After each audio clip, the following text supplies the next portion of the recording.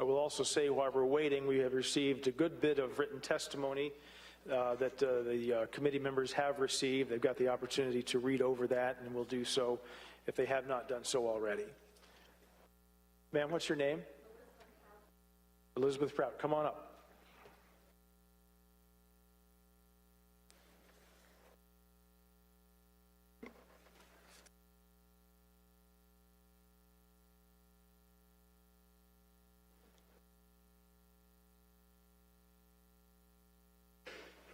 I'm finding it hard to be a mother to daughters lately. My daughters have brought me boundless joy and love, but I'm not sure how I'm going to protect them, and that is the sacred contract between a mother and her children. The people here in this room are debating whether the internal organs of my little girls should be promised to some person in the future, whether my girls agree or not. Reserved, like a parking space or a hotel room. The people lobbying you every day don't know my 10-month-old baby Lillian, who I named after the grandmother I lost in 2020. They won't be shepherding her through her challenges in life. They don't love her, but I do. And I'm begging you, leave us alone. Stop looking at these beautiful humans I love so much as necessary sacrifices for a cause. Stop deeming them less deserving of owning their own bodies than anyone else. Stop putting our families through hardships you won't even see. I've seen the debate about where the line in the sand is, when a person is broken and battered enough to give them their body back. That's the wrong question. People deserve to own their own bodies. People deserve to chart the course of their own lives, even if they are women, girls, and others who can become pregnant. Thank you. Thank you, Mrs. Prout. Are there questions from the committee? Thank you for being here. Kendra Brown.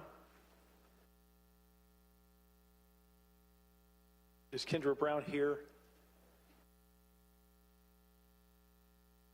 Sarah Lakin.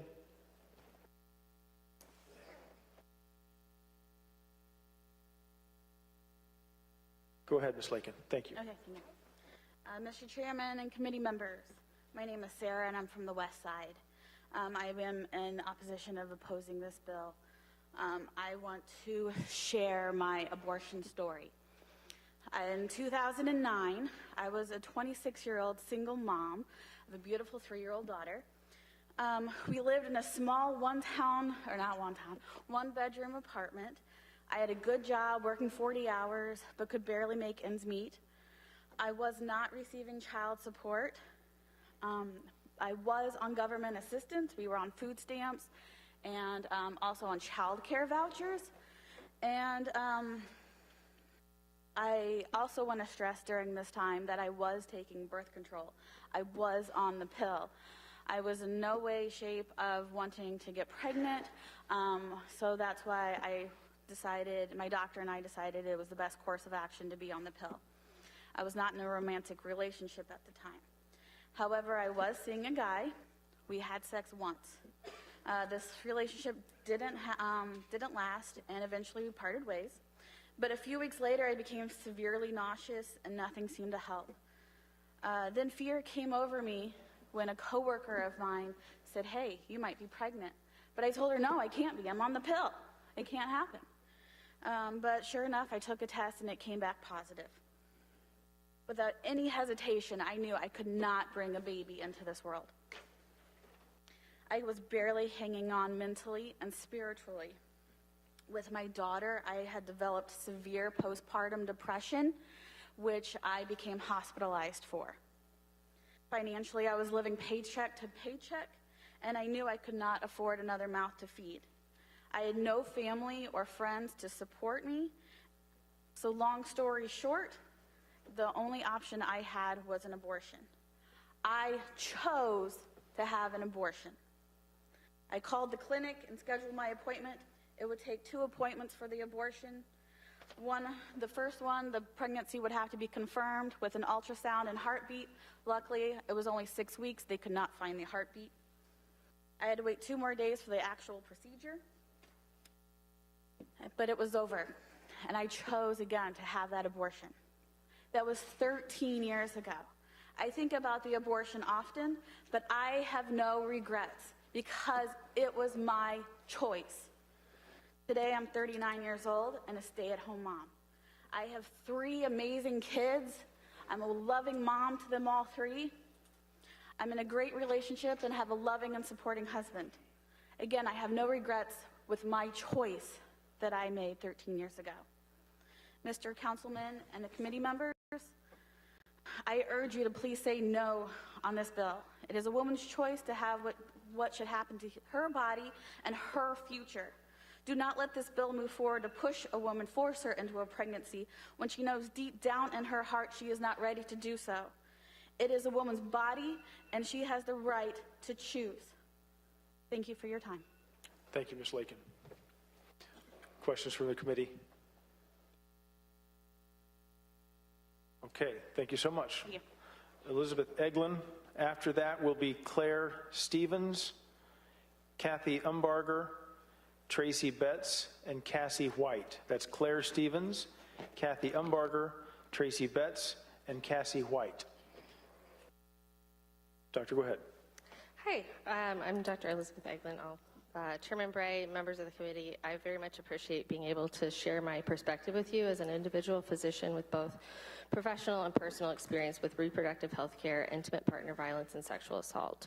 As the medical director for the Center of Hope in my healthcare system from 2013 to 2017, I brought our testing treatment protocols up to date with the CDC recommendations. I've done clinical research in domestic violence and taught other doctors about domestic violence as well. I've got an award from the Domestic Violence Network in 2014 for community engagement and advocacy. I was the only physician member of the Marion County Domestic Violence Fatality Review Board. This is all in addition to serving patients of all walks of life and ages in the Indianapolis area for over a decade. I also survived a psychologically, physically, and sexually abusive relationship during college. I couldn't say no to sex with a man who slept with a loaded handgun under his side of the mattress we shared. Even when I tried, he didn't listen. Rape within relationships is a shameful topic no one wants to discuss. Trust me, I've had a lot of uncomfortable conversations, and nobody wants to admit this one. I'd rather not be up here putting myself on the line, but it has to be said when people openly advocate for forcing 10-year-old girls to have emergency C-sections to deliver their rapist children in the name of God. I was lucky. I realized when my abusive partner started saying I should get pregnant that I couldn't let that happen. I couldn't keep myself safe. I couldn't let a child come into this relationship. I made sure he didn't take, hide, or tamper with my pills. I had support and money enough to get out of that place. I did not need an abortion. Later in my life, I suffered a miscarriage of a planned pregnancy. Because I received birth control, cancer screening, and preventive care at Planned Parenthood as a student, I knew it was an accessible, safe place to get miscarriage care. I could not be happier with the care I was provided there. I know others, both in my professional and personal life, who did have to face the choice of how to move forward after a devastation of unintended pregnancy. Luckily, they had the choice to start a family without adequate resources or support, or add to an already unhappy one, or not. Rape is not a rare thing. 1 in 5 women are raped at some point in their lives. 8 in 10 survivors know they're rapists. 2.5% are related to them. That's almost 11,000 Americans a year raped by relatives. Over 1/3 of sexual assaults on kids are perpetrated by relatives. So 1/3 of those forced deliveries would be products of incest, which is well recognized as a medical problem. Rape is traumatic. Incest is deplorable. Everyone knows that. What we don't think about is how common it is. Because of the nature of surviving sexual violence, because of the intense and ongoing shame, it's underreported and underrecognized. Every time a survivor is forced to relive the experience, it's horrifyingly fresh. Only to be able to access abortion by doing so is further victimization. Even with exceptions for rape and incest, an abortion ban would force more and more women to prolong the shame and trauma of rape and incest by living through a pregnancy conceived of violence. Making abortions illegal or harder to get to will increase medical problems as it has throughout history and all over the world. In places where abortions are restricted, more pregnant people suffer, more unintended pregnancies occur, and more abortions are done. More people will die. If your goal is to save lives, safe, legal abortion, as recommended by 78 American medical societies, is the way to do that. If an abortion ban is passed, the only way to put fewer Americans at risk is the inclusion in the bill of exemptions for rape and incest and removing the affidavit requirement that hinders access to care. Thank you. Thank you, Dr. Eglin. Are there questions for the doctor? Senator Taylor, go ahead. Thank you, Mr. Chairman. Doctor, Thank you. telling your own personal story. Thank you. Yeah, thank you for doing that. I have a question about you, about some of your testimony. You talked about having a forced C-section on a child. Can you explain to me why you said that? Because of the testimony yesterday. Okay. So, going back to that, the 10-year-old that we talked about, if she was forced to continue through her pregnancy, could she have a regular vaginal birth? It depends. The things that make a girl start having her period might make her hips develop in time, but a lot of times girls aren't fully developed most times they're not fully developed by the time they start having periods. And girls have gotten raped and impregnated before they ever had their first period. So we can't say for sure what would happen, but as a doctor and as a woman, I thought that was horrifying. Okay. And I grew up in the Christian church, and I cannot understand how someone would advocate that in the name of God.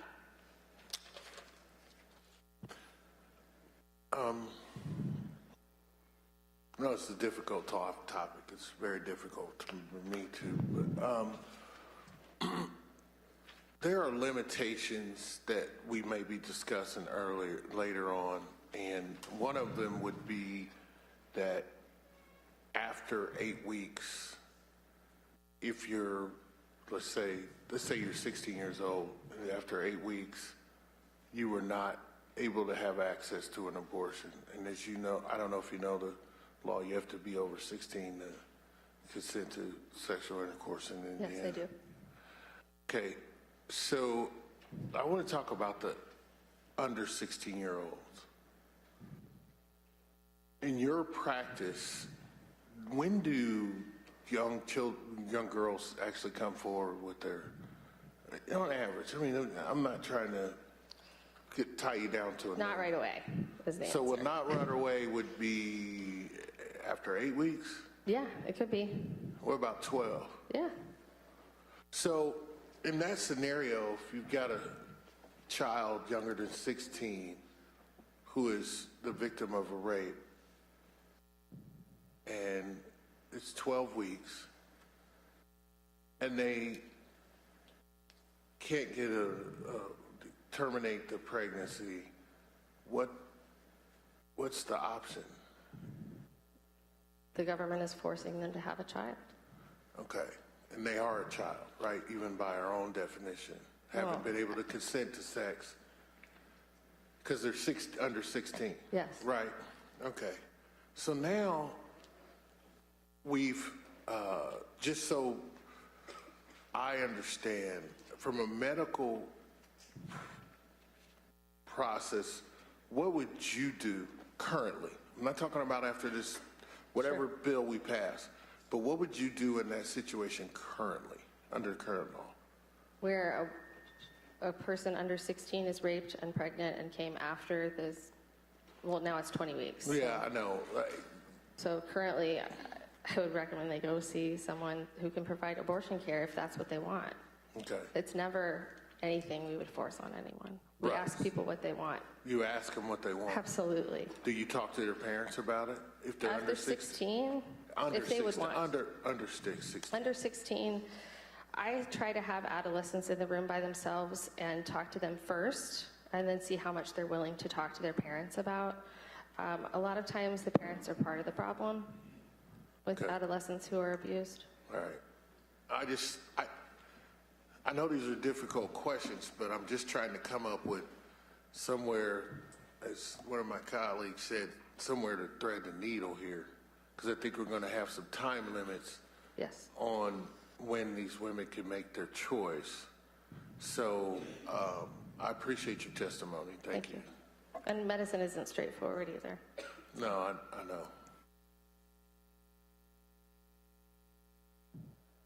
Senator Yoder. Thank you, Mr. Chairman, and thank you, Doctor, for being here. You brought up something that I think we need to unpack, and that is domestic violence. Please. Your work with domestic violence victims, survivors, how common is it for that woman to understand that she was raped? Do they frame it up in those words? So if in the language of this bill, how are we to help women understand when society has such a different expectation on what is the role of a woman in a domestic violence situation? Can you speak to that? I can say that consent is very poorly understood in this country, and that is a big part of it, even in relationships that are not abusive. I can also say personally, I could not call what happened to me rape for years. Even though I have flashbacks and nightmares and remember screaming no. That's pretty clear. And I couldn't call it rape. Nobody wants to be a victim. It's very hard for women to admit, and especially girls, that they were victimized. So yeah, they may not call it rape. Thank you. Senator Landon. Thank you, Mr. Chair. Thank you, Doctor, for your testimony today and your work with domestic violence. Thank you. Appreciate it so much. In that work, are you familiar with the term reproductive coercion? Yeah, I've lectured about it. Can you explain that to us and how that might interplay into this whole Yeah, issue? I mean, so I mentioned some forms of reproductive coercion in my testimony. Usually it looks like a partner tampering with birth control that a woman has, gotten herself on to prevent pregnancy, of course. So it could be throwing away pills so she can't get them in time. It could be, there are some cases of people pulling IUDs of their partners. Right. Yeah, there are all kinds of different ways of doing that, but basically it's preventing access to birth control against someone's will. In your experience and observation working in this field, is this just another example of control that's being exerted by the abuser over the victim? Yeah, I mean, rape is a control issue, and the power is in the shame and not talking about it. So right. Nobody wants to admit that, and nobody wants to admit that somebody forced them to get pregnant. I mean, it's all about power and control. Right. And has it been your observation that occurs both within the confines of a marriage or a relationship that's other than marriage? Yes. And in the bill, I don't think there's any exemption for a pregnancy that is a result of coerced reproduction. Is that correct? I didn't see it in there. Do you think that should occur? I don't think we should have a ban. Well, I understand. So you would agree that should be also included as a potential exemption if you're going to have this type of a bill? Yes, but as Senator Yoder mentioned, someone who can't admit it was rape doesn't want to sign an affidavit saying it was. Yeah. It's tough. Thank you Even very if it's much. defined as rape by the law. Yeah. Thank you. Any further questions of the committee? Dr. Eklund, thank you very much. Thank you.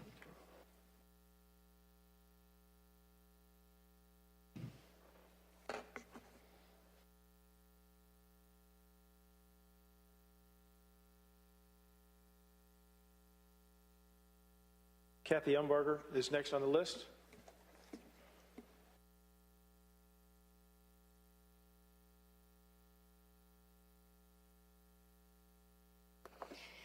Thank you for the privilege of speaking to this committee. I really appreciate it. I'm Kathy Humbarger, and I have been a pro-life strategist working with several organizations over decades. I've had the privilege of testifying many times in support of common sense legislation to regulate the abortion business. However, after we passed legislation, the next challenge was to see that it was enforced, to see that the intent of the legislators that passed this legislation and the governor that signed the bill into law were carried out, because that does not always happen. If I were to write a bill with the intention of having it not be enforced, Senate Bill 1 would be the bill I would write. It is totally unenforceable, and as such renders it basically worthless. So I am asking the members of the committee to please scrap this worthless bill and start over. You can and must do better. Thank you for your time. Thank you. Other questions from the committee? Okay, thank you very much.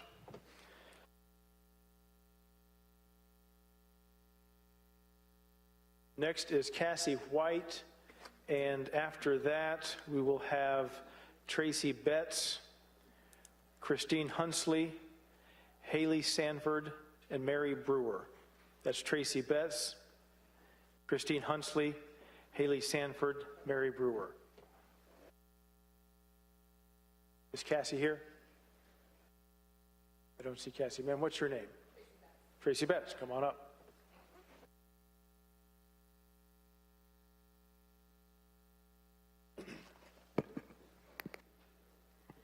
Good morning. My name is Tracy Betts, and I am a law partner at one of the largest law firms in Indiana.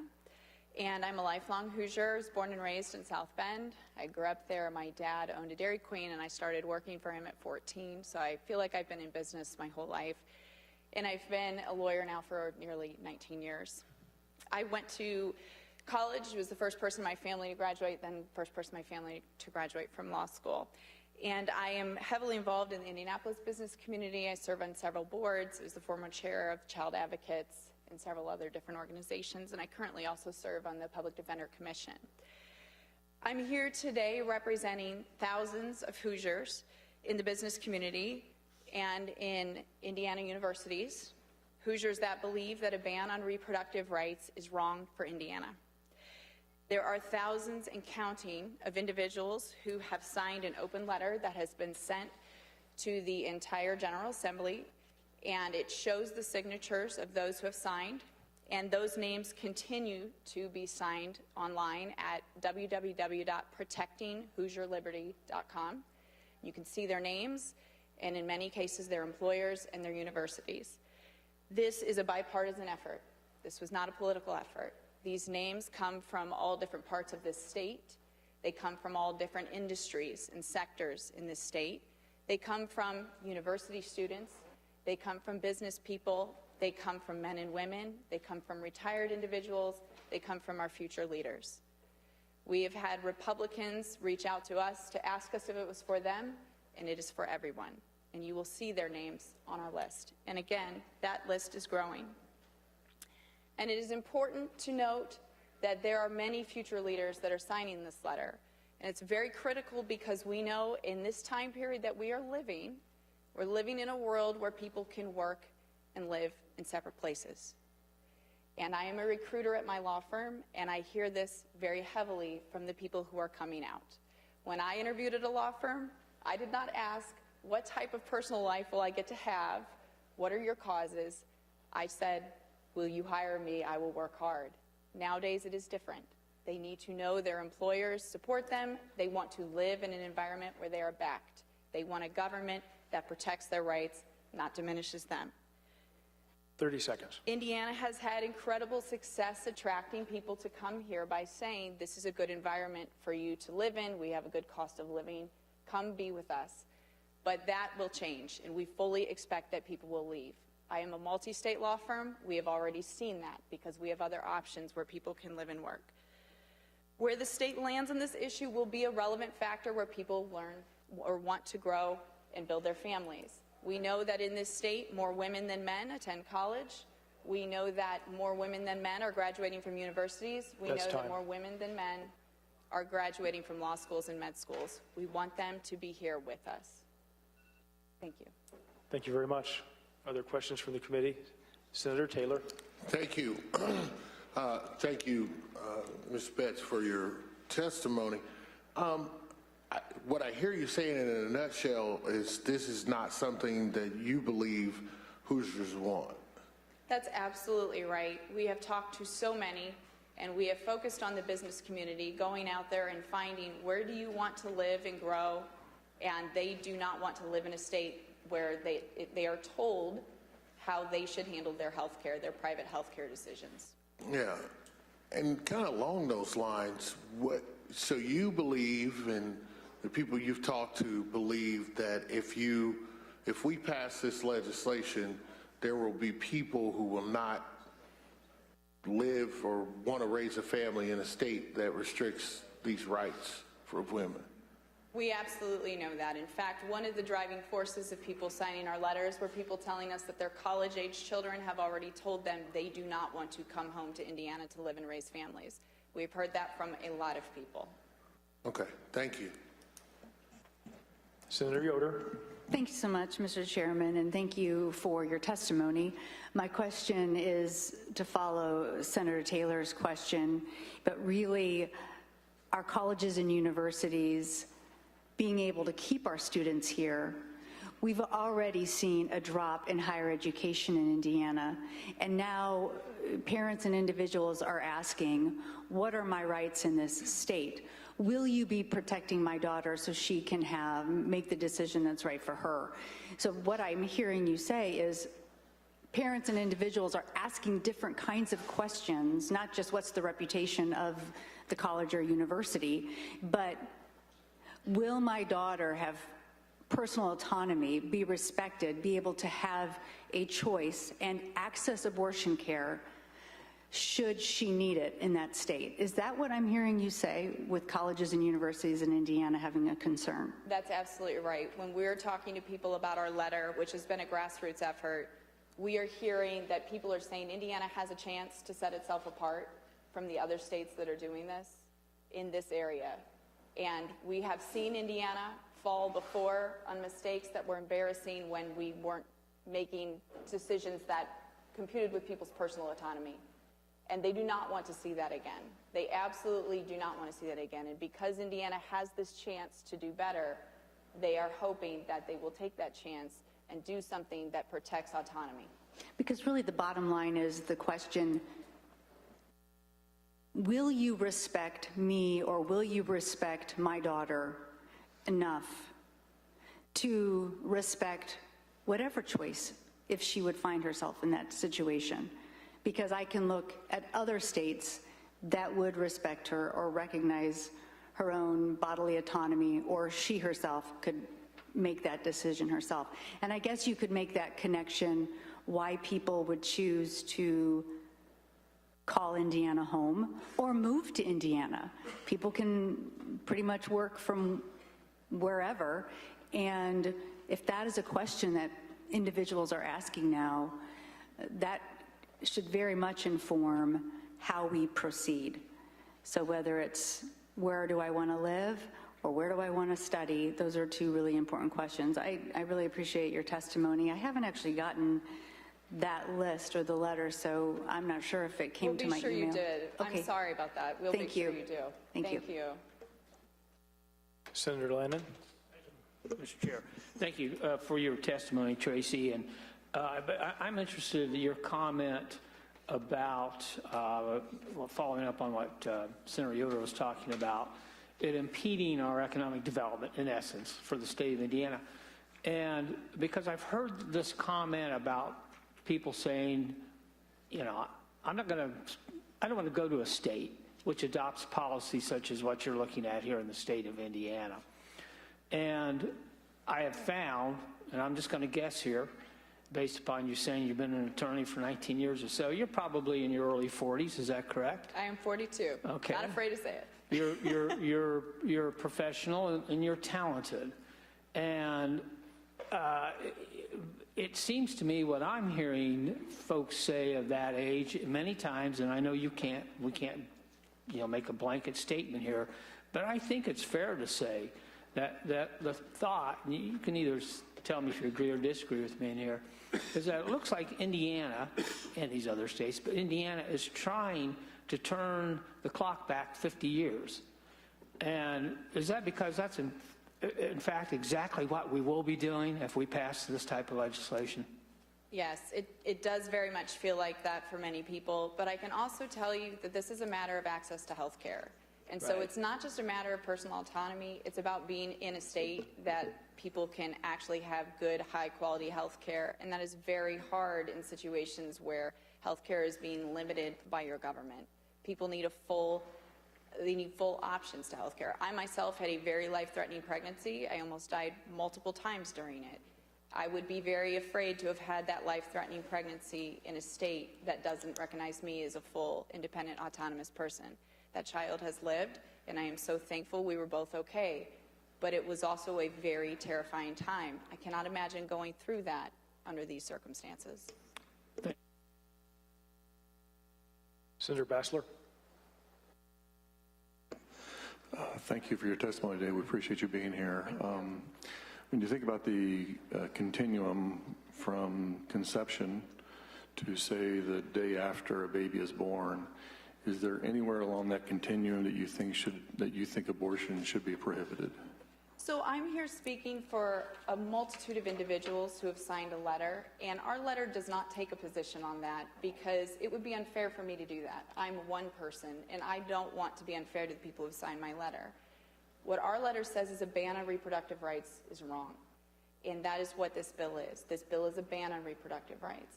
I'm a lawyer, and people come to me for legal advice, and I hope that they listen to the legal advice I give, and they don't always do that. I look to doctors to tell me about medical advice, and I hope that people listen to their doctors when they need medical advice, not their government. So any type of ban on abortion?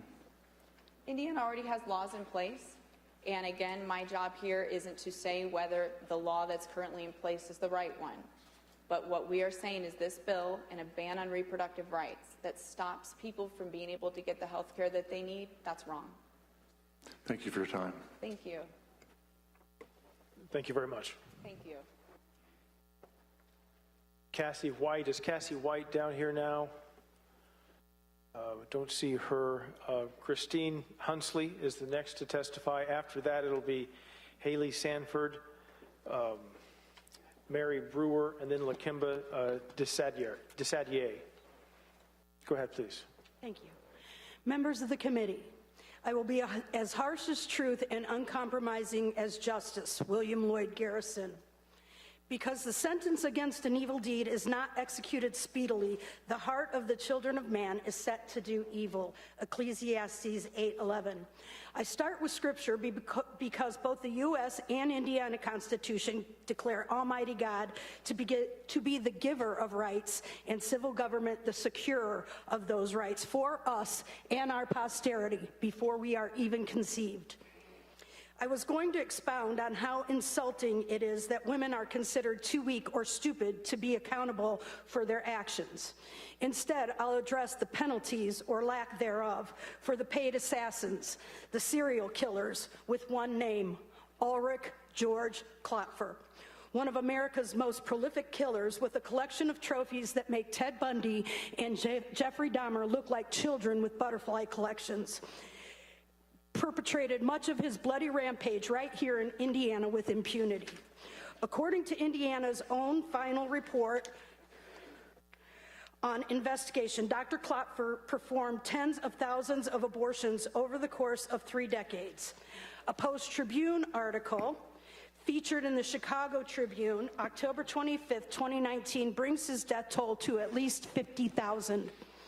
Life advocates, assisted by pro-life attorney Sean Sullivan, director of the Life Center next to Klopfer's abortuary in South Bend, started learning of Klopfer giving the pill without the girls knowing. On Black Friday 2014, one girl said she wanted to rethink her choice, but he had already given her the pill. We audio taped them on the phone saying they would give the pill on the first visit. We filed over 45 examples of patients he was giving the pill to on the first visit. Public records show 47 complaints, one of which is mine, RE not reporting abortions in minors. The health department wouldn't budge. After a bunch of back and forth between Sullivan, ISDH, and AG Hill, Sullivan wrote a letter to then Governor Pence threatening a lawsuit. Finally, in November 2016, Klopfer's license was indefinitely suspended, citing at least 5 charges, or at least 5 violations. No charges were filed. The fact that SB1 holds no criminal penalties unless the babies are killed in a way to enable organ harvesting leads me to admonish you. You are tasked by God to be a terror to the evildoer, Romans 13. Not only should we be prosecuting the assassins going forward, but we should be charging the ones that are practicing their dark arts in the here and now with crimes against humanity. When does apathy become aiding and abetting? Abortion must end now. Amen. Please strip this bill and replace the language from the replace it with the language from the Nisley-Jacob Life Bill. I have copies of these if anybody is interested. Thank you. Other questions from the committee? Thank you very much. Thank you. Next, Haley Sanford. After that, Mary Brewer, then Lakimba Desadier, and then Courtney Milbanks. Go ahead. Good afternoon, members of the chamber, of the committee. My name is Haley Sanford. I'm from Brownsburg, Indiana, and I had an abortion in 2016, and it was nothing more than a basic health care decision. It was expensive, and there were lots of hoops to jump through, but it was worth it. I'm unapologetic about getting an abortion because it was right for me at that time in my life. As a child of teen pregnancy, I know firsthand the trauma inflicted upon children born to parents who are not ready. When you're a kid, there's nothing you want more than to feel emotionally connected to your parents. But mine were not emotionally mature enough to give me that. My brother and I, just 19 months apart, lived with my grandparents while my mom worked multiple jobs and went to community college. We barely saw her, and when we did, she was exhausted and emotionally unavailable. My father was encouraged to get his college degree so he could provide for us. He said he'd come back on weekends to help, but instead he pledged to a fraternity and had the college experience my mother only got to dream of. They married out of obligation after he graduated and divorced 2 years later. And I want to pause here to say, I had opportunities as a white middle-class kid in small-town Indiana that not everyone is afforded. I had a village that helped raise me into the person I am today. Not everyone is so lucky. The childhood I experienced set me up for an adulthood plagued with abandonment issues, substance use disorder, anxiety, and depression. When I got pregnant, I knew that if I carried to term, I'd risk repeating this traumatic cycle. There were days throughout my childhood that I wished I hadn't been born. Perhaps had that been the case, my parents would have gone their separate ways after high school and lived up to their full potential. Perhaps my dad would have taken that out-of-state basketball scholarship and excelled in his career. Instead, he became bitter and angry and was verbally abusive. The alcohol fueled that fire even more. Perhaps my mom would have gone into the nursing program at Ball State and traveled the world helping people like she always dreamed she would. Instead, she missed out on most of our childhood so she could work straight through to get her LPN, then consequently lost her nursing license after a car accident left her dependent on opioids. 1 minute. I keep in mind that had I not grown up this way, maybe I wouldn't have had the insight to choose a different path when I got pregnant. But I did grow up like that, and I did choose a different path, and I chose myself. Had I not had the choice, I wouldn't be the mother of 2 beautiful babies now. Their existence is a direct result of me being able to choose when and if I wanted to be a mom. I had the opportunity to heal and grow from my childhood trauma so I could be emotionally available for my children. Without the right to choose, you are forcing people into carrying more than a pregnancy to term. You are forcing them to stay in abusive relationships, to hand their babies over to strangers, and to take matters into their own hands. The consequences of this legislation will be deadly, and it will be on your hands. Are there questions from the committee? Senator Taylor. Thank you, Mr. Chairman. I just have a comment. You know, I hear people come up here and talk about making decisions to have a child. I think that's one of the easiest decisions, especially for a male, is to have a child. One of the toughest decisions is a decision that you made. And to me, it's like if you have a history of abuse in your family, physical abuse, and you stop the cycle, you don't produce the same results. You don't show your children that violence is the way to get your message across. Right. So for a young person to come up here and bravely talk about the decision you had to make at that time is very courageous. And I congratulate you, and glad you said you have 2 children? I do, yes. Yes, and isn't it a blessing? Yeah, they All right, absolutely are. thank you. Thank you. Thank you very much. Thank you. Haley Sanford. Oh, that was you. I'm so sorry.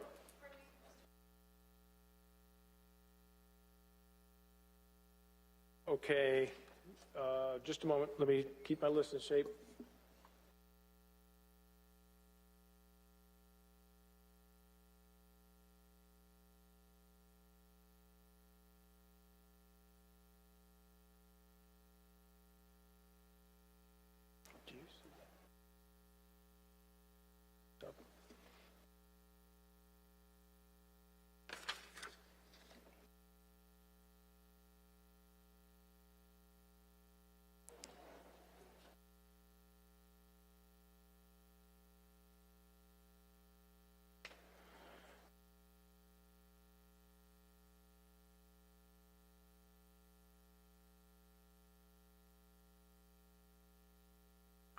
All right, just a moment, if you could. Do we have, is Mary Brewer up there? Mary, would you come up? Ms. Stevens, we'll get you in just a moment, okay?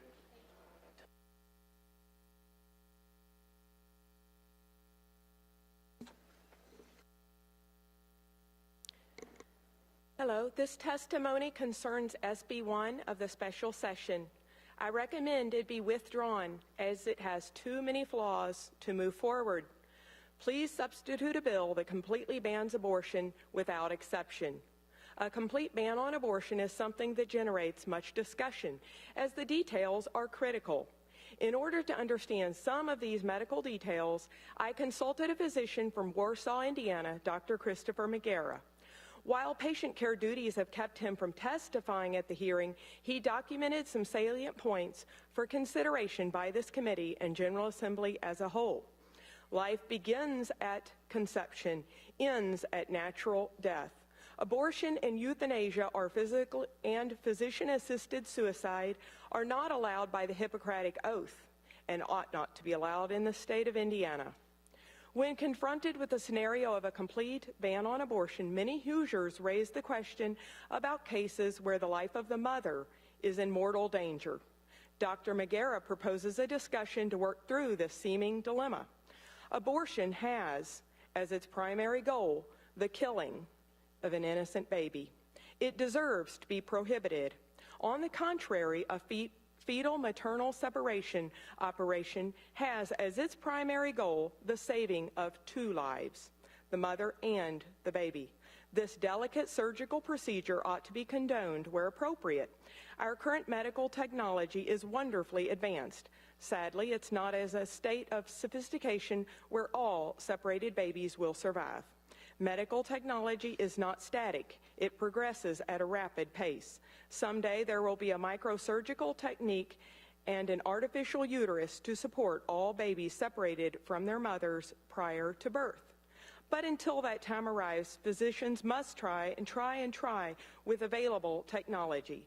Just think how many lives would be saved if there was an Operation Warp Speed for fetal maternal separation research. An abortion and a fetal maternal separation are 2 entirely different procedures. An abortion is never to be allowed. A fetal maternal separation is to be allowed legally and morally when the lives of the mother and or baby are in true mortal danger. Skeptics will want to know how to prevent the fetal maternal separation from being co-opted by those who embrace the culture of death. That concern, Dr. McGarrah points out, has a solution which can be found in the brilliant actions of the 1973 Indiana General Assembly and former Governor Dr. Otis Bowen. faced with medical malpractice crisis threatening to destroy access to quality and cost-effective medical care, the idea of the Medical Review Panel was born and enacted into code. The same concept of a medical review panel to examine every fetal-maternal separation to ensure the selection criteria and surgical medical techniques were to meet the reasonable standards in place could succeed in persevering the intended integrity of the fetal-maternal separations. In summary, abortions are never to be allowed, but the lives of mothers and babies can and will be saved by pursuing the concept of the fetal-maternal separation. Thank you. A concerned Hoosier mother and taxpayer. Thank you very much. Other questions from the committee? Okay, thank you so much. Ms. Stevens, we'll get to you in just a minute. Is Lakimba here? Would you please pronounce your last name? I'm pretty sure I'm not doing it right. Yes, sir. Desidir. Okay, I knew I didn't, so my apologies. Thank you. Thank you for being here. Please go ahead. Good morning. My name is Lakimba Desidir, and I represent Planned Parenthood Alliance Advocates of Indiana. We rise in strong opposition of SB 1, a cruel, barbaric, and outright abortion ban. The government should not be interfering into our medical decisions. Every person in Indiana should be able to make their own decisions with their health and their bodies, and that is including abortion. It's a matter of integrity, dignity, autonomy, and freedom. Senate Bill 1 is an extreme abortion ban that bans the care of stages of pregnancy with limited exceptions that are vague, difficult to access, and they amount to the right in name only. Even with limited exceptions, providers will be forced to risk prosecution and/or jail time. The chilling effect of the potential jail time or loss of the medical license will lead to fewer medical professionals offering life-saving care. Even these exemptions are overzealous. Prosecutors will likely target providers for all abortion care, putting both providers and patients at risk. Passing this bill would be undemocratic, shrieking the will of the majority of people, of the extreme and vocal minority.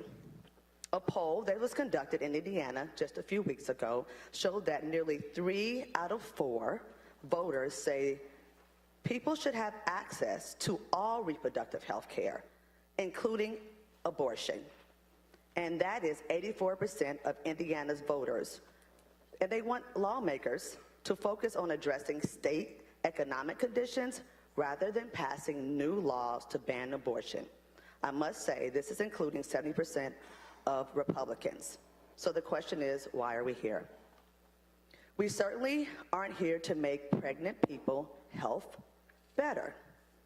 If this bill passes, people will be forced to carry pregnancies against their will. People will have to travel hundreds of miles to get basic health care. And people will be unable to access necessary life-saving care and will die as a direct result of this bill. Despite Indiana's dire maternal health outcomes, especially for Black women, lawmakers insist on passing a tax on abortions that will continue to make up this public health crisis worse. Experts predict that if Indiana passes the outright abortion ban, we will see a 21% increase in the number of pregnancy-related deaths, and even higher 33% increase for Black women. These numbers are unacceptable. We should not let our lawmakers take away our control over our own bodies and risk our lives in that process. Thank you for your time. Thank you very much. Are there questions from the committee? Senator Yoder. Thank you, Mr. Chairman, and thank you, Ms. Desidir. I was wondering, in the language of SB 1, it will prohibit abortion clinics from doing surgical abortions. Can you explain, as a representative from Planned Parenthood, what kind of regulations that you have to abide by Indiana law currently, and why such a restriction on abortion clinics would impede Hoosiers' ability to access reproductive health care and abortion care in Indiana, further restrict? Thank you, Senator Yoder. I will be very direct with that question.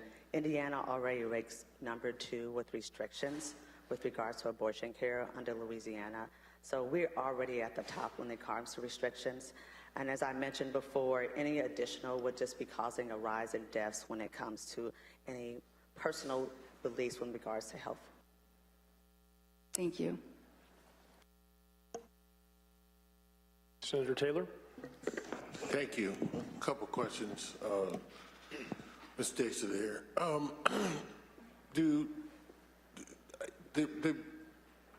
Does Planned Parenthood do anything other than abortions?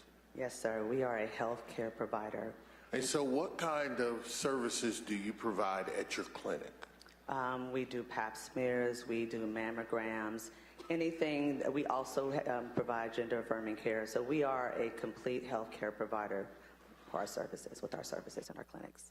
So let me just ask you a couple questions about the health care provisions, or what the health care, who primarily utilizes your services? Is it wealthy people with insurance? Everyone has our provide. We are a provider to everyone. So folks that have insurance and folks that don't have insurance, and those who have Medicaid. Well, what do you see the most? We see low-income folks and people of color, sir. So these services that you provide to low-income people. And rural communities as well, sir. And rural communities as well. I was going to get to that. You were a step ahead of me. So I want to talk about this insurance thing, because from what I understand, currently in Indiana, insurance can't pay for an abortion. That is correct, sir. That is strictly prohibited in Indiana, am I correct? There is a law that states that we are not getting any money from the state of Indiana for any abortion care. That is correct, sir.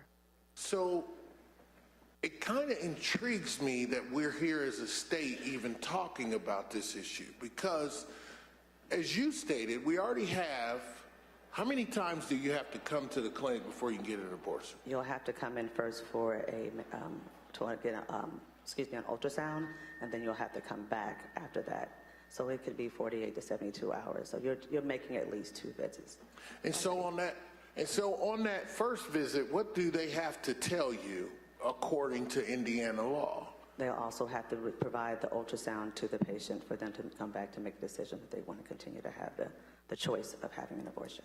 So let me say that, let me go back. So we got a law that says insurance can't cover it, so you're paying out of pocket. That is correct. We got a law that says you must come twice. The first time you take an ultrasound and they have to tell you that this fetus has a heartbeat, right, or whatever. You have to say certain things. Am I correct? That is correct. And then you have to come back again to get the procedure done. That is correct. It sounds kind of tough. So if you want to make this decision, you know you're going to pay for it, you're going to get told what you're doing, and then you're going to have to come back another day. So that's, pretty tough. And then now, if you move these procedures, would hospitals have to go through the same procedure? I'm not aware of that answer, sir. Okay. I don't think anybody is, because I think that hospitals that provide indigent care would have a different story. So,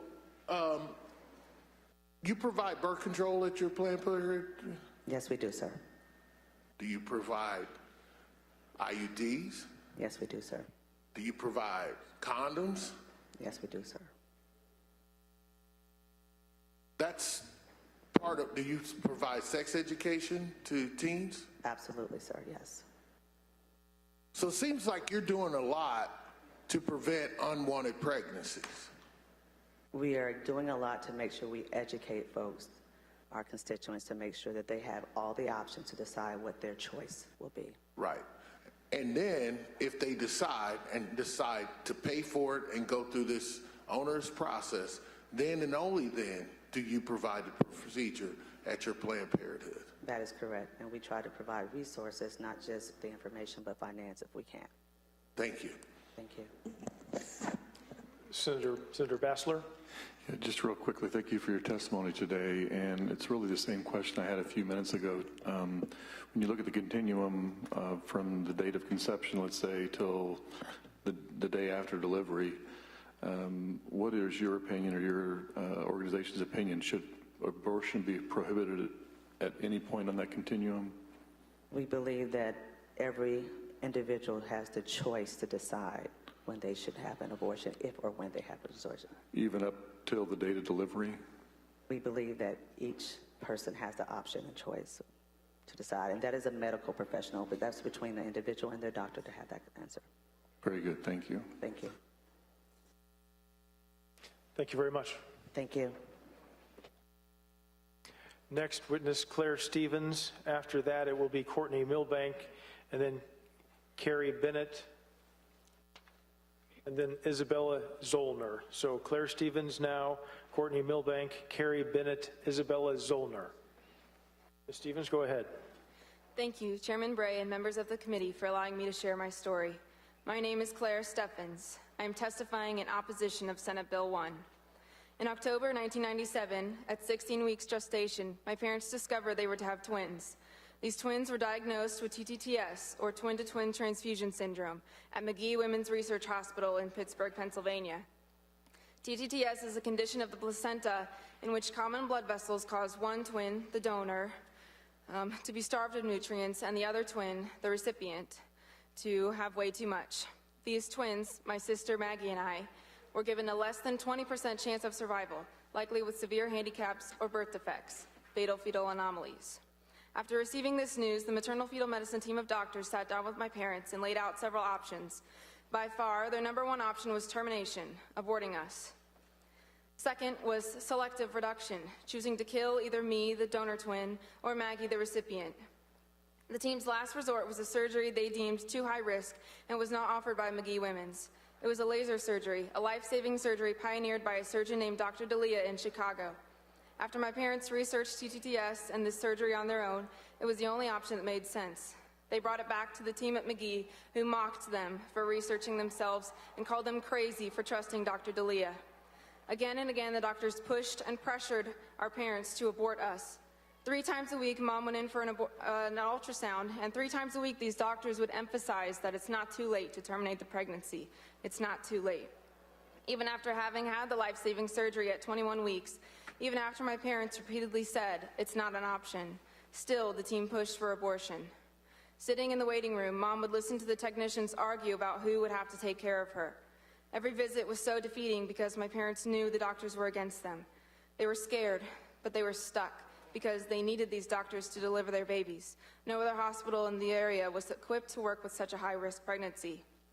But despite the high risk of fetal anomalies, despite so much pressuring and coercion from the doctors, Maggie and I were born at 35 weeks, completely healthy, without any complications. We are both now proud to be registered nurses. The doctors got it wrong. And we are not alone. According to the Twin-to-Twin Transfusion Syndrome Foundation, there are at least 4,500 TTTS cases per year in the U.S. alone, involving at least 9,500 babies. Spontaneous and elective abortions before 20 weeks are not counted by the CDC, meaning this number of TTTS babies is even greater. I represent thousands. Born with a fetal anomaly or not, don't our lives have value? I oppose Senate Bill 1 because I believe moms and babies deserve actionable legislation for real protection. Thank you for your time. I'm happy to answer any questions. Thank you. Other questions from the committee? Okay, thank you very much. Appreciate you coming here to testify. Next, Courtney Milbanks, then Carrie Bennett, then Isabella Zollner, then after that, Cassie Bear. Thank you, Chairman Bray and members of this committee. I'm Courtney Turner Milbank, an attorney with the Bob Law Firm. a firm that specializes in constitutional law and represents numerous pro-life groups, including Indiana Right to Life and National Right to Life Committee, who oppose this bill. I will also be providing written testimony. Parts 1 and 2 of that testimony detail the legal landscape surrounding Roe, Casey, and Dobbs, and what legislation pro-life groups suggest. Part 3 of that testimony, which will be my focus today, details the numerous problems with SB 1 and the necessary revisions. I understand there are many on this committee that are committed to the pro-life movement's cause of providing substantial protection for innocent unborn life, and I commend you for those efforts. Unfortunately, SB 1 utterly fails to do so due to the numerous and pervasive legal flaws and omissions, which were inevitable when you consider that this bill was drafted without the assistance of Indiana Right to Life or other pro-life groups. SB 1 is a wolf in sheep's clothing and is certain to result in continuing abortion on demand in Indiana. There are 4 provisions that illustrate this point.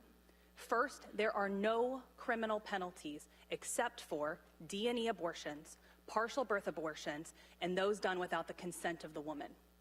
There is also complete immunity for all other kinds of abortions. Taken together, these 2 provisions provide no criminal penalties, and even if there were some, absolute immunity for all other types of abortions, including chemical abortions.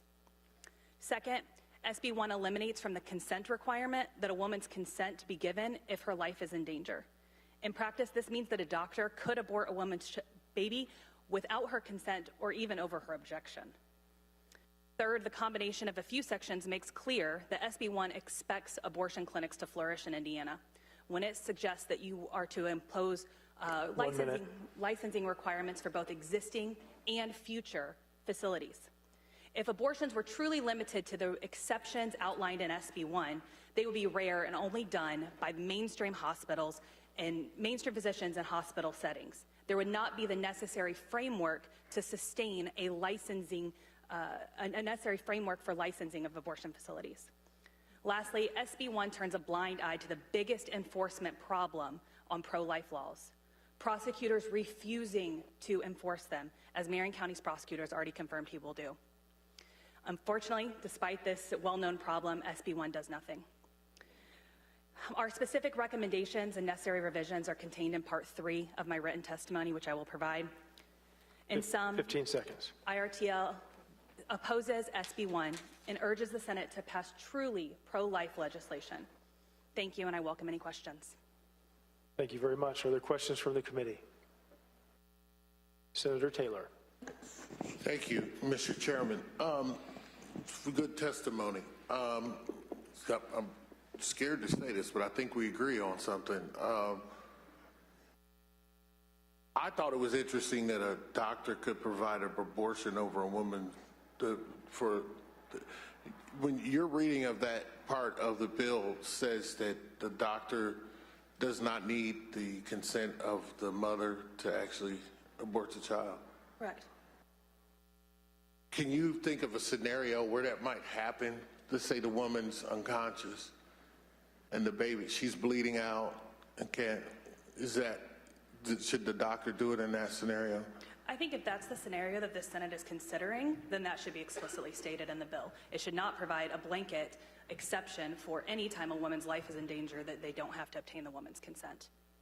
I also think that there are a number of we could impose advanced directives options for a woman being able to express that prior to going into a surgery that may be risky or something like that. But as written, this bill makes clear that a doctor does not need her consent if her life is in danger. So if the doctor considers that she's going to be bleeding, then she's unconscious, and you do understand that could make the doctor violate their Hippocratic oath, which is to, save the life of the mother in that scenario. I understand the scenario that you're discussing. Unfortunately, this bill would need amendments in order to affect that situation. It cannot contain a blanket exception that any time a woman's life is in danger, that the doctor doesn't need that consent. Okay. So we need to cover that part because that could happen. And then I want to talk to you about this pro-life. Do you believe Indiana Hoosiers are pro-life on this issue? I do. Based on what? I can get you the studies and surveys. Indiana Right to Life will be able to provide those to you of the information that they have that suggests that Indiana is truly pro-life. And so when you say Indiana is really pro-life, what do you mean by that? That unborn babies should have substantial protections and that abortion should be banned. Right, but I'm saying Indiana, you're saying Indiana is pro-life. Survey results that I've seen, even coming from my colleagues, show that a majority of Hoosiers who take these surveys want to leave the choice up to the woman and her physician. Have you seen those? I think surveys can be done in a manner that will get them to say both sides, any side can get a survey to say what they want it to say. I agree. And Indiana, by its elected representatives, it shows that Indiana values life. By the people that they have put on the Senate and put in the House, they have shown, based on that they support life. Now, I will also say that there are surveys that have been done in an objective manner that we could provide to you that will show that citizens believe that there should be a ban on abortions here. So you believe through Hoosiers voting and the people they've elected to office that they've shown they're pro-life? Absolutely. So why did the people who they elected that were pro-life write a bill that you're disagreeing with? I would ask the same question, but I believe that there are many in the Senate and in the House that would take our suggested amendments and revisions and make this into the bill that it needs to be, or scrap this bill and submit a new one that actually provides protection for innocent unborn lives. Yeah, and I agree with one part of your statement, not the second part. The interesting part, though, when people say to me that Indiana is pro-life, it kind of disturbs me, because if you look at absolute numbers, Indiana is probably more conservative state than a lot of states. But for some reason, we have difficult times passing these very, what I consider to be very conservative issues. Even the one we have today, I think we're still going to have some problems going forward. But you bring up an interesting point that through the ballot box that people actually elect people who believe the same thing that you do. Did you survey the members that you believe people have voted to find out what their stance was on this pro-life situation? I did not. I'm an attorney and I represent my client. I didn't say you. I'm saying the pro-life, Indiana Right to Life, do they ask members about their stance on the pro-life? Absolutely, and I would be happy to provide that information to you. Oh, I would love to see it. You talking about the information about who said that they would support this? I believe that information is provided. Okay. I believe that's provided in our endorsements. It So would suggest that Indiana Right to Life would not endorse a candidate that would not agree. I agree with you wholeheartedly. That's why I wanted to know who you endorse, because it seems to me That should be a matter of public record. I didn't get it. Sorry. But it should be real simple. As a matter of fact, if we were so pro-life, as you suggested, I would have figured we'd have had a trigger or something like that instead of spending $300,000 to come here and do this. But you, in your testimony and or at least in your answers, provided me with some good information that you believe in the pro-life, correct me if I'm wrong, should there be exceptions? What is pro-life stance on the exceptions in the bill? Our stance on the exceptions is that they are woefully fall short of actually providing safeguards necessary. I know that Corinne Youngs yesterday spoke about the vagueness of those exceptions, and we fully support that. There are some very vague terms in here. We also believe that there should be a life of the mother exception. Gotcha. Absolutely. Not health? I believe a life of exception when the death of the mother is at risk. What if the health of the mother is at risk? No. Okay. What if there's rape? I believe that if there is a rape and incest exception, that you need necessary safeguards, including reporting to law enforcement. I believe that this is not just important for this bill, but also protect the women and children that are in those circumstances, that they have the protections that they need and are not thrust back into the hands of their abusers. I would agree with you, and I think that's what I said earlier. I agree with you. So you are okay with the rape and incest exception? Indiana Right to Life believes that all life is valuable, all unborn life. Even if it's a result of rape or incest, that life should be preserved to birth. All unborn life is valuable. So then you don't, unless you have safeguards, you don't want rape or incest. They believe that all life is valuable. And then last but not least, what's in the Indiana Right to Life position on the number of weeks that a woman should have to make a decision? Indiana Right to Life would provide that there should be a complete ban, except to prevent the death of the mother. Okay, the death of the mother, not the health. I'm glad. Okay, so we got that cleared up. All right, thank you very much. All right, and you look familiar. Ms. Milbanks, a quick question.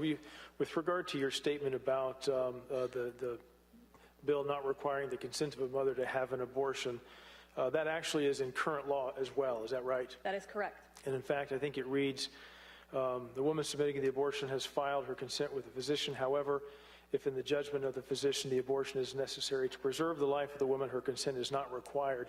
Is it possible under that scenario where something would be so important that it needs to preserve the life of the woman that she would not have the ability to give consent because she might be unconscious or in such duress that she can't communicate that? I believe that if that's the situation that the SB1 is trying to target, that it needs to be amended to target that situation. But that's also in current law, right? Just because it was bad law then doesn't mean it's not bad law now. Okay, thank you. Are there further questions from the committee? Yes, Senator Yoder, please. Thank you so much, Mr. Chairman. And my question is a couple of concerns. One is, how do you determine that the threat of death is imminent with the life of the mother, if this is your only exception? I have learned that a woman can lose half of her blood volume, and I know you're not a physician, but I just want to make this point, before her vital signs show any reflection of that.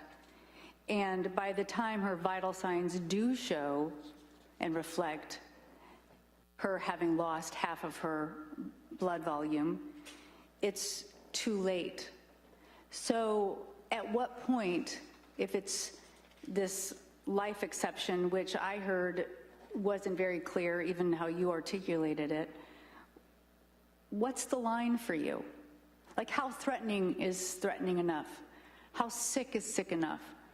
So we'll be happy to provide the language that we suggest for this section, but it would have to do with reasonable medical judgment. And again, I don't have the specific language in front of me, but there would be some specific and non-vague language to make clear what situation a doctor would have to, what things a doctor would have to consider, and what situations would be fit into that category. So you acknowledge that as an attorney, you're not in the best position to make that call, that medical providers, physicians would be in the best position to make that call. Not you, not her, not the government. Correct, and that's why I think strong language needs to be in place to make absolutely clear what doctors are supposed to do and what they should consider in that situation. Even if that strong language is in opposition to what physicians are recommending. It should line up with their, I'm sorry, can you repeat the question? Your strong language, you're saying it should be strong, even if it goes against recommendations by physicians themselves. Best practice. The language we would recommend would suggest that a doctor needs to determine in their reasonable medical judgment whether that woman's life is actually in danger, How is that different than what's in this bill or what's in current law? I believe what's in current law should be very similar. But I would also suggest that they should also have language in there that if a doctor does provide that an abortion is necessary to prevent the death of the mother, the necessary safeguards for the unborn child also be in place. That includes a second doctor on hand to take care of that child, that a doctor should deliver that baby in the best possible chances for that child to survive. That should also be in there. My other question is about voter turnout in Indiana, which is not really what you brought up, but it made me think about your statement saying with such certainty that Indiana is a pro-life state based on who serves us. You know what gerrymandering is? Yes. Well, how we have our districts drawn, it doesn't necessarily reflect the electeds based on the values of a community or of a state. Are you aware that Indiana has some of the lowest voter turnout in the United States? I'm not. That's not my area of expertise. Senator Yoder, I'd ask, let's try and keep it to the subject matter at hand, please. Well, it does. It does directly impact how our electeds reflect our state's values. Because we have such poor turnout, what happens is in our gerrymandered districts, we become a very extreme state. And what you are suggesting is quite extreme, and I would suggest that perhaps doesn't reflect Indiana. I know that we have heard, you even said, we've got surveys and polls that aren't to be trusted, but you're going to supply some that show a different turnout of what Hoosiers believe. Some surveys cannot be trusted. Some can be done in an objective manner to ensure that the results are accurate. Are you suggesting yours are? Absolutely. I would suggest that we would not provide any survey that we did not think was objective and done in a proper manner. But you are suggesting that others would. I'm not calling anybody out specifically, but of course, there's always people in the world that do bad things. But not your organization. I think before making those claims, I think it's important to recognize that our voter turnout in Indiana is abysmally low, and we need to do a better job. And you are correct. We are here because we don't make voting accessible, and we need to do a better job in Indiana so that our electeds reflect what we heard earlier, that 84% of Hoosiers support access to abortion care. We would disagree with those numbers, but I understand your point. Thank you.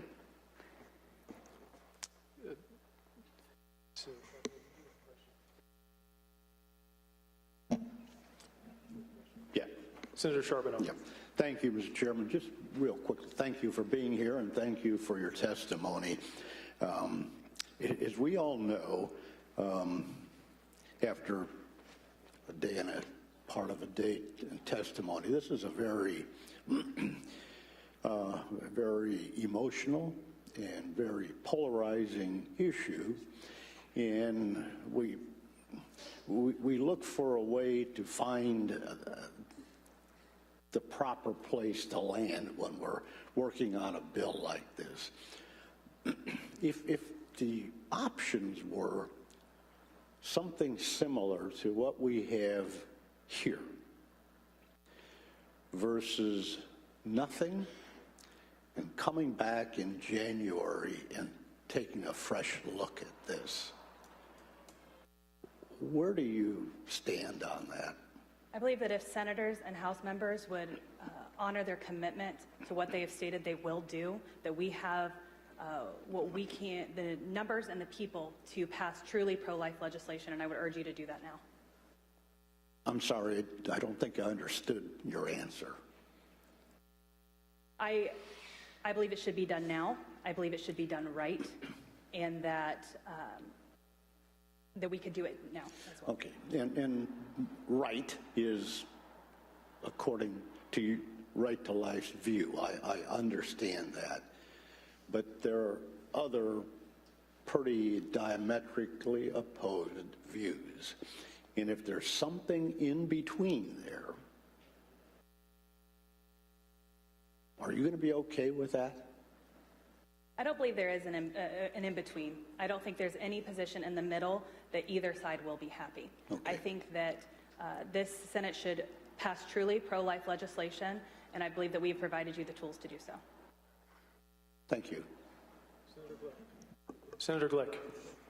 Ma'am, are you familiar with Section 12 of the bill? It's on page 9. All abortions performed on and after the earlier time of a fetus is viable, or the time the post-fertilization age of the fetus is at least 20 weeks, shall be governed by the Section 1 of the chapter, performed in a hospital having premature birth intensive care units, unless compliance with this requirement would result in an increased risk to the life or health of the mother, and performed in the presence of a second physician as provided in subsection B. Subsection B says an abortion may be performed after the earlier of a time a fetus is viable, or the time of the post-fertilization age of the fetus is at least 20 weeks, only if there is an attendance of physician other than the physician performing the abortion, who shall take control of and provide immediate care for the child born alive as a result of the abortion. So there is a provision here for the treatment of the child at that stage. Yes, you ma'am. Understand that? Yes, ma'am, there is. What's vague about that? The issue here is that you have no enforcement to actually enforce this provision. You've imposed no criminal penalties, and you've imposed absolute immunity for any doctor that violates this section. So you're going to invite a police officer to the surgical theater. Is that what you're saying? No, but I do think that there should be enforcement of this. Okay. Without that, this bill's not worth anything. Okay. Good enough. Senator Taylor? Yes, I'm sorry. Can you provide that, your survey results and or is it on your website or somewhere? I'd have to check with the organization. I do the legal side of this, not the survey side of this. Okay, but you said it's public record. Their endorsements would absolutely be. They would. Oh, I thought this. Okay, so in order to get in order to get endorsed by you, you have to sign on to the pro-life pledge or something. Again, that's not my part of the organization. However, I would say that Indiana Right to Life is not going to endorse somebody who doesn't support their mission and their values. So it would seem logical that a person would have to support their mission and their values in order to be endorsed by them. Okay, so you will provide the endorsement list, and then you don't provide your survey questions. I will follow up with the organization and be happy to get them in touch with you to figure out what they can get you. Okay, can you do that as soon as possible? Absolutely. We're only going to be here for, well, I don't know. We're only going to be here for a short period of time on this. Yes, I'd be happy to have them follow up with you. Thank you. Thank you very much.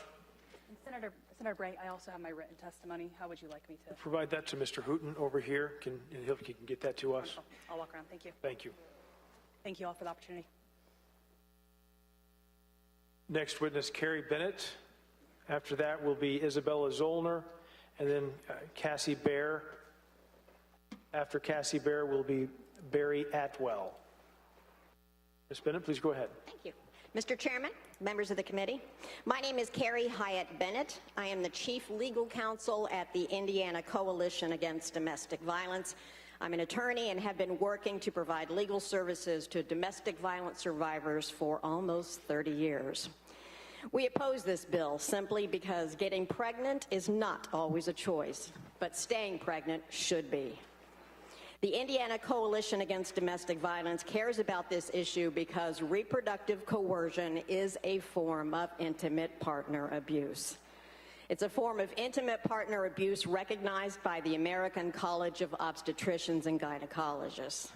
We know that homicide is the leading cause of maternal death in the United States. And we know 45% of those homicides involve intimate partner violence. We also know 33% of women seeking abortions are already victims of intimate partner violence. Therefore, access to an abortion is a life-saving measure for survivors of intimate partner violence.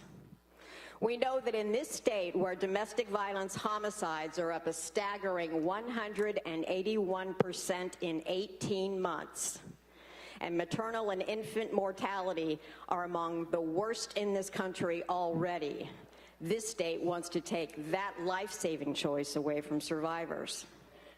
I've been rushing around trying to find former clients who will testify, who I know lost their reproductive choice long before Roe versus Wade was overturned, who had their birth control sabotaged or maybe substituted, or they lived in a birth control desert, or maybe they were kept consistently pregnant, because that is the ultimate form of control.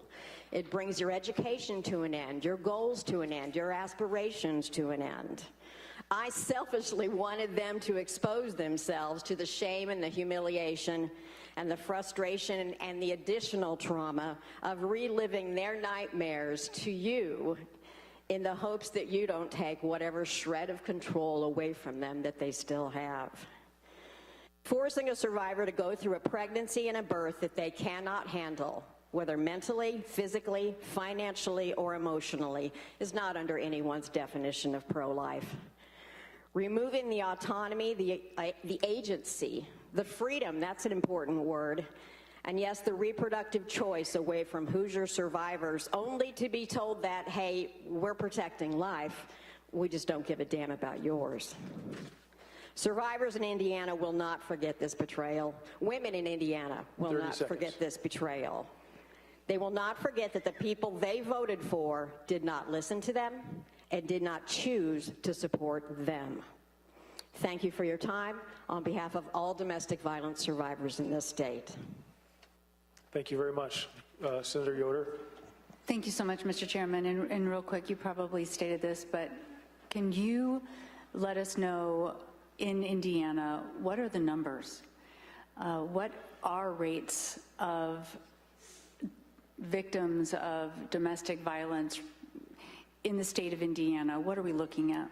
Well, as I mentioned before, domestic violence homicides, and that's not incidents, homicides are up 181% in the last 18 months.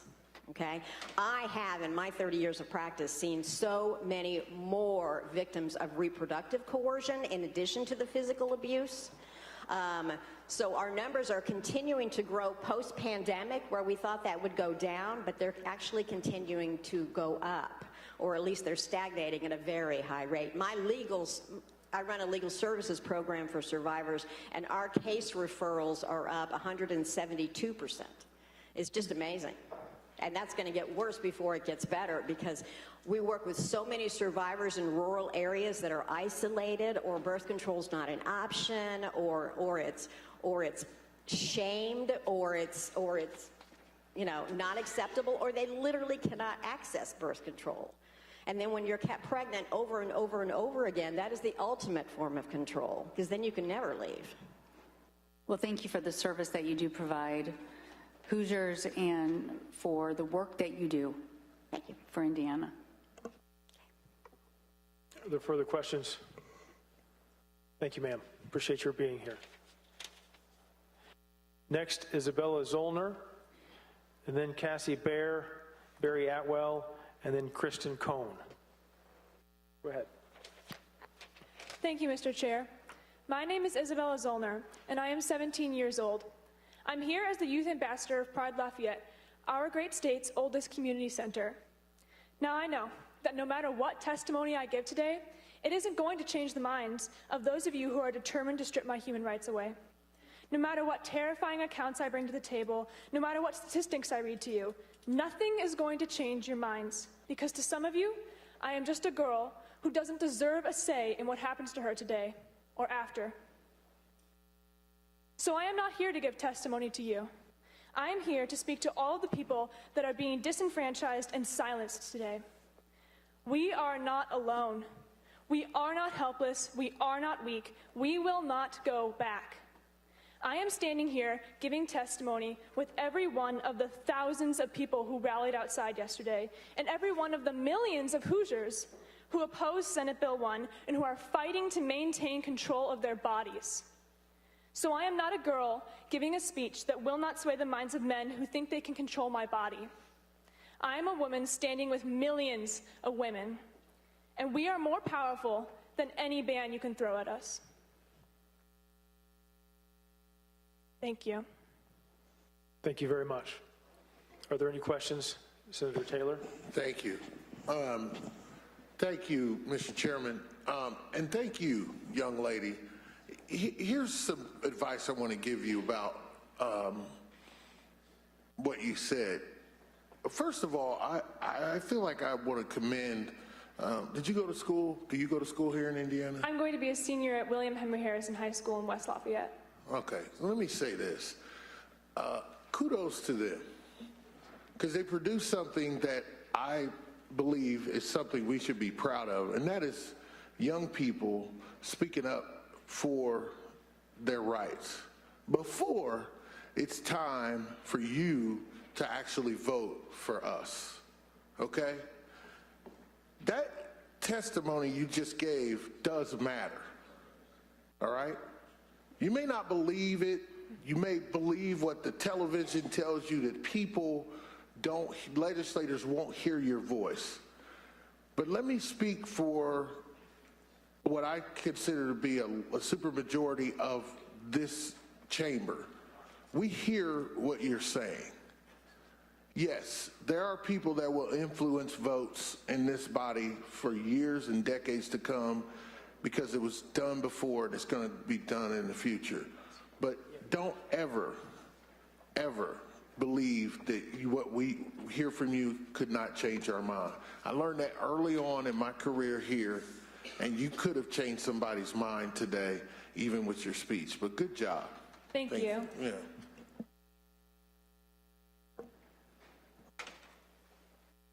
Any other questions? Thank you very much. Oh, sorry, I didn't see over there. It's okay, Senator Messmer. I wanted to just reiterate what I've said to others. Thank you so much for being here. And I thought that it would be important to mention there was such a turnout yesterday, and I know I've received texts and emails and phone calls from people who couldn't return today and share their testimony. I'm glad you were able to, and you are a woman. We are hearing you roar. Keep roaring, and encourage all of your classmates and peers to do the same. Thank you. Thank you. All right, now any other questions? Okay, thank you for your testimony. Thank you. Next up, Cassie Bear.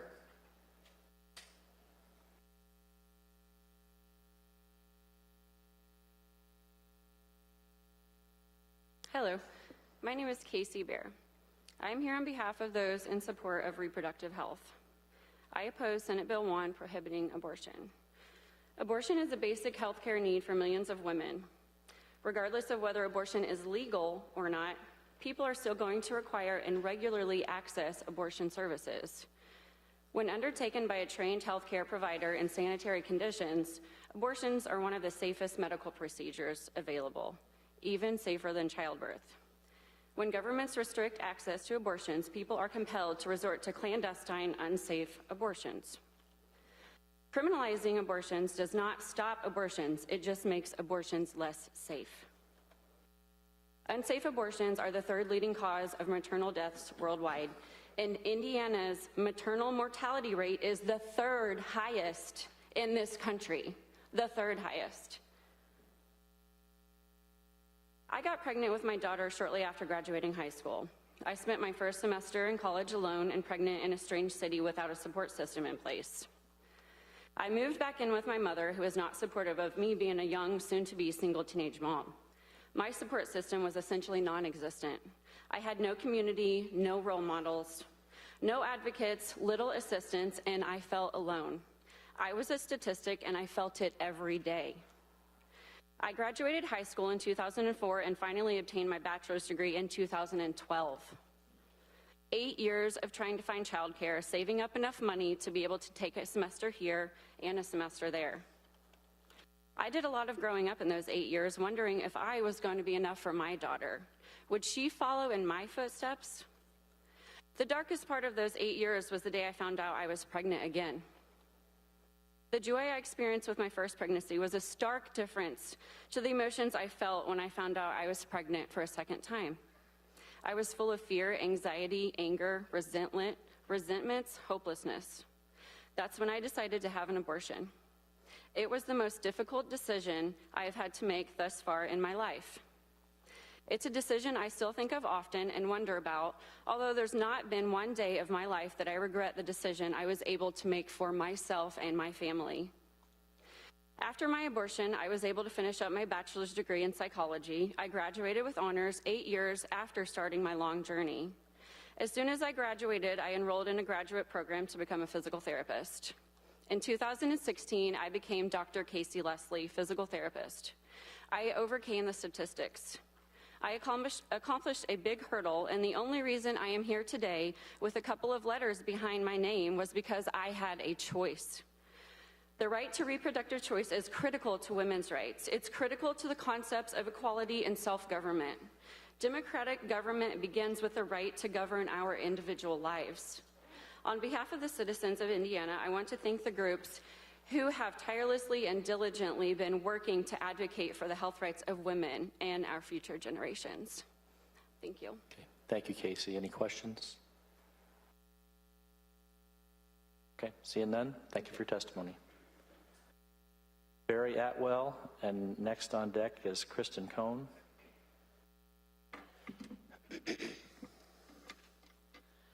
Thank you. There's been a lot said over the last yesterday's session and so far today, and I'll try not to repeat a bunch of it because I know there's a lot more to be said. Let's start off with a basic definition of murder. Murder is when you intentionally kill an innocent human on purpose, intentionally, and the human being inside the womb is innocent. I don't think there's any question about that.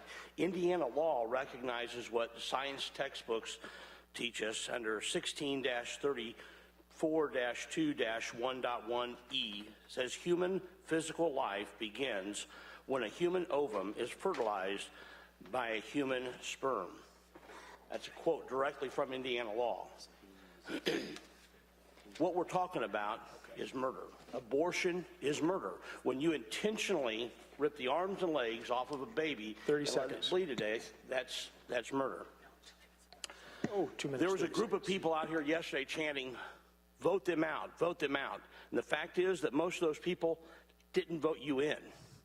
The people who have voted you in are the people who want to stand for life and want you to stand for life, and you've committed to standing for life, but you've not done it. You've put Roe v. Wade as your excuse for not standing for life, not standing up to the Supreme Court.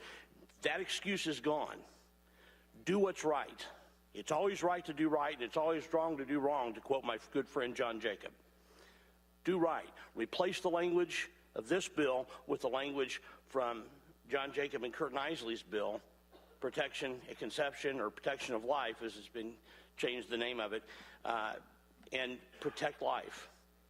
That's what we expect of you, and that's what your voters expect of you. Any questions? Are there questions from the committee? Thank you, sir. Kristen Cohn. After that, we have Cecilia Pointer and Beryl Cohen. So Kristen Cohn now, Cecilia Pointer, Beryl Cohen. Good afternoon. My name is Kristen Cohn. I'm the owner of Silver in the City. I've been an Indiana resident for the majority of my adult life. I have the privilege of being a Purdue alumni, a mother by choice, and a business owner, an Indiana business owner for over 22 years. Women are a vital part of every economy, including Indiana's economy. In Indiana, we make up 47% of the workforce and 42% of business owners.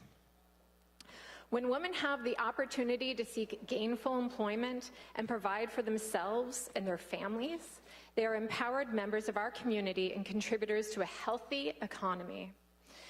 In a report by the Joint Economic Committee Democrats, it was found that access to abortion increases a woman's probability of graduating college by 72%.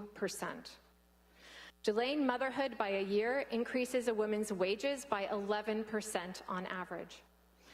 Access to abortion increased women's workforce participation by 2%. It expanded career opportunities, including attaining a professional role, by almost 40 points. Legalization of abortion decreased the percentage of children who grew up in poverty by 0.54% and improved their future life outcomes, including increased college attendance. Being denied an abortion increases the amount of debt 30 days or more past due by 78%, leading to increased negative public records such as bankruptcies and evictions by 81%. When we take away an individual's right to make the reproductive choices, including safe and legal abortion, that are in the best interest of their health, family, education, and employment, we are stripping them of economic security and opportunity, and we're hobbling our economy as a result. In less than 4 weeks, the ACLU has gathered signatures from over 500 Indiana employers from more than 30 towns and cities across the state to the business letter in support of reproductive freedom. Businesses boldly standing up against policies that hinder people's health, independence, and ability to fully succeed in the workplace. And that list is growing every day. Our state is full of vibrant individuals who contribute to our economy and deserve the right to bodily autonomy. If we want to continue attracting businesses and talented employees to our state, a ban on abortion is unacceptable legislation. I appeal to you to make decisions and pass laws based on what's in the best interest of Hoosier women. You'll earn their respect, their support, and their appreciation for protecting their choice. Thank you for taking the time to hear my testimony and the voices of over 500 Indiana businesses today. Thank you for being here today. Are there questions from the committee? Yeah. Yes, Senator Yoder. Thank you so much, Mr. Chairman. So to clarify, you're saying that these employers, these businesses who signed on to this letter asking to protect reproductive access and health care, you're stating that putting in the abortion ban, which is what this Senate Bill 1 is not good for Indiana. And here are 500 business leaders who stand with you. Is that what you are saying? That is what I'm saying. Thank you.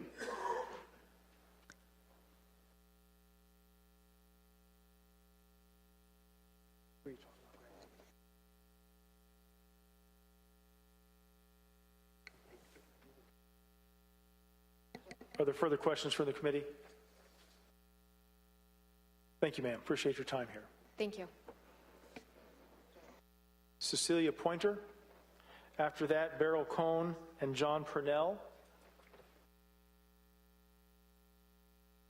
Hi, I've been a Hoosier my whole life, and I have social anxiety, so this is like really difficult for me, so that's how important this is to me. I, like a majority of Hoosiers, believe that the decision to terminate a pregnancy should be up to a woman and her medical provider.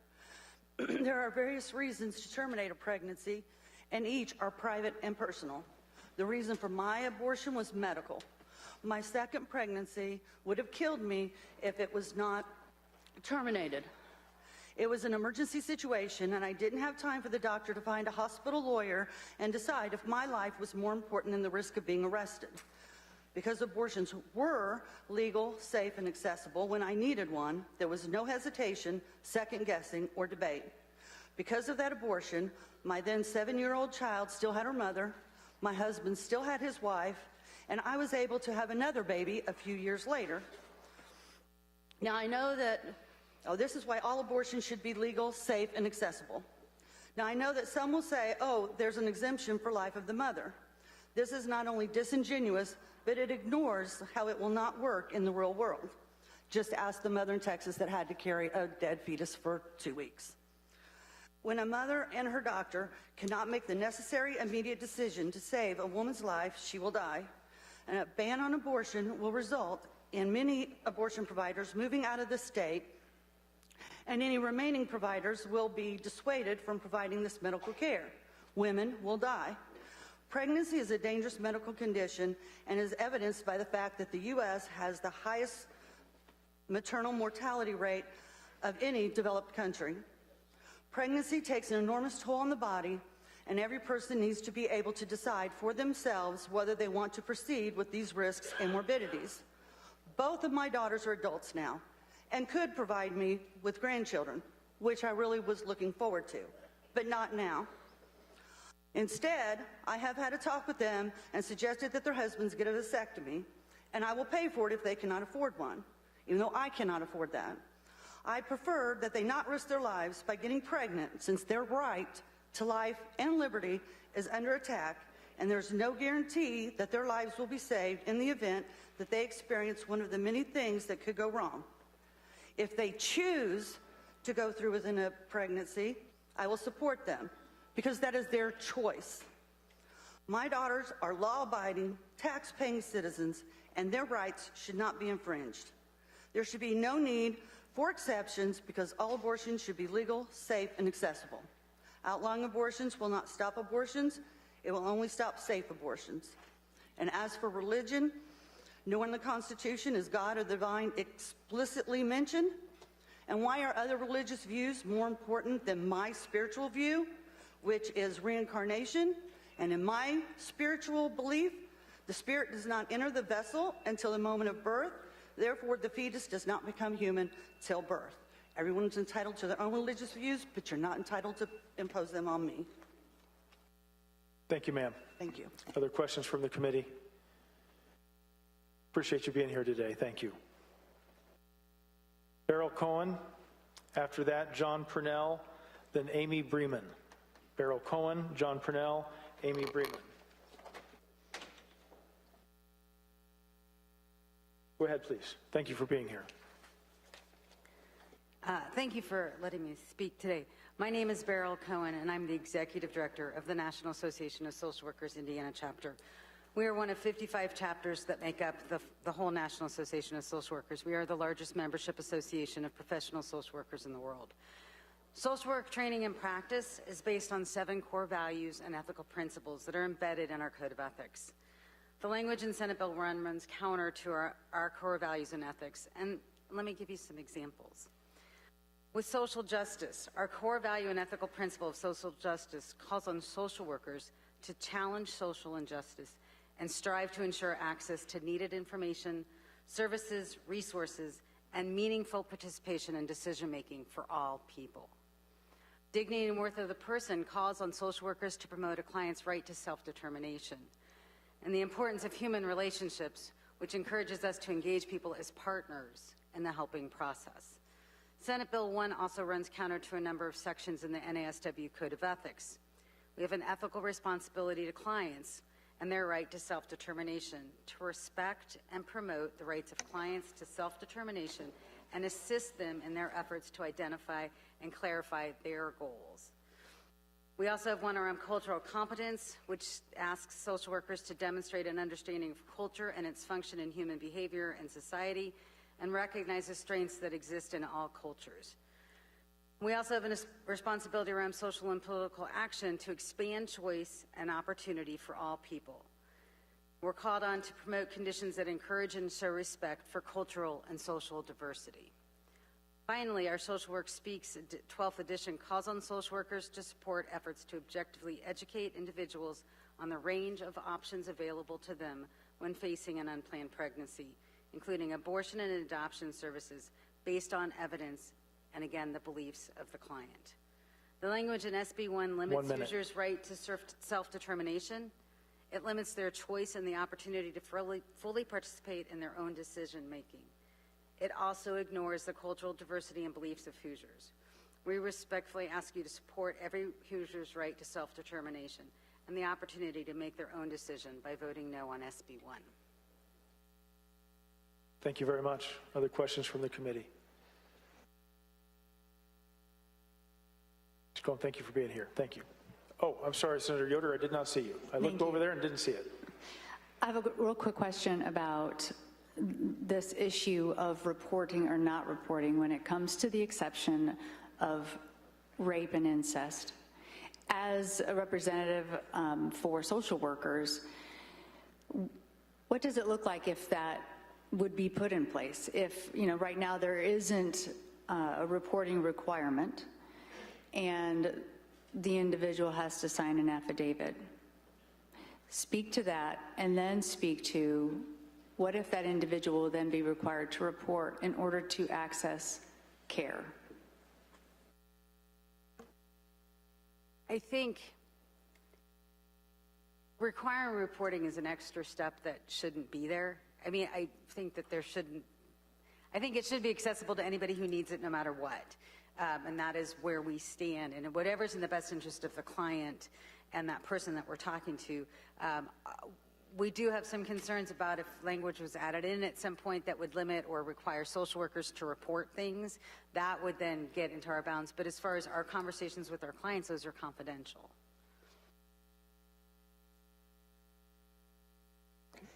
Thank you very much. Thank you. Next is John Purnell, then Amy Bremen. And just a moment, Mr. Purnell, before you start. Then Victoria Garcia Woburn and Shruti Rana. Victoria Garcia Woburn and Shruti Rana. Mr. Purnell, go ahead. Thank you, Chairman Messmer and the committee members for letting me testify today. My name is John Purnell, and almost 20 years ago, I stood by and did nothing to stop my ex-wife from having an abortion.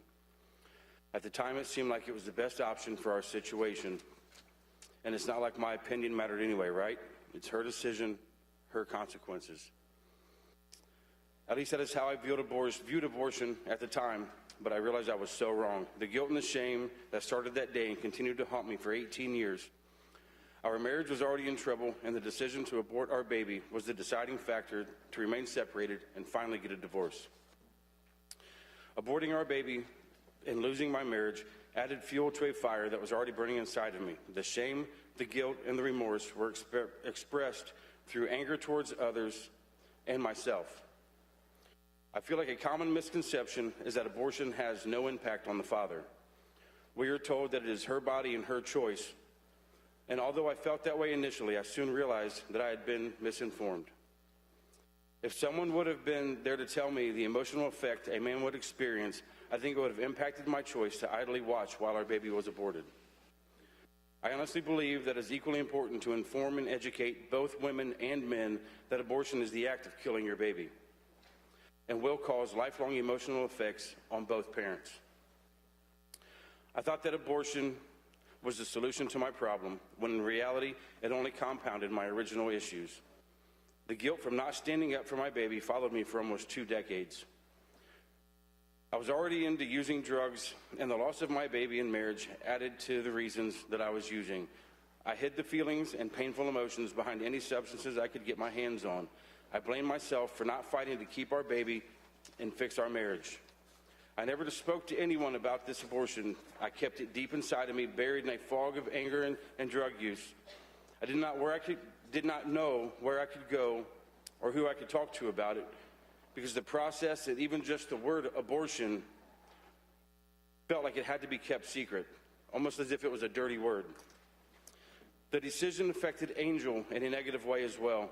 The feelings of guilt and shame that she felt through the years also fed an addiction of hers for 17 years. She never could find peace, so she buried her emotions with drugs as well. And although in different places living separate lives, this one decision helped destroy 2 people. We both fought an uphill battle to bury and forget aborting our baby.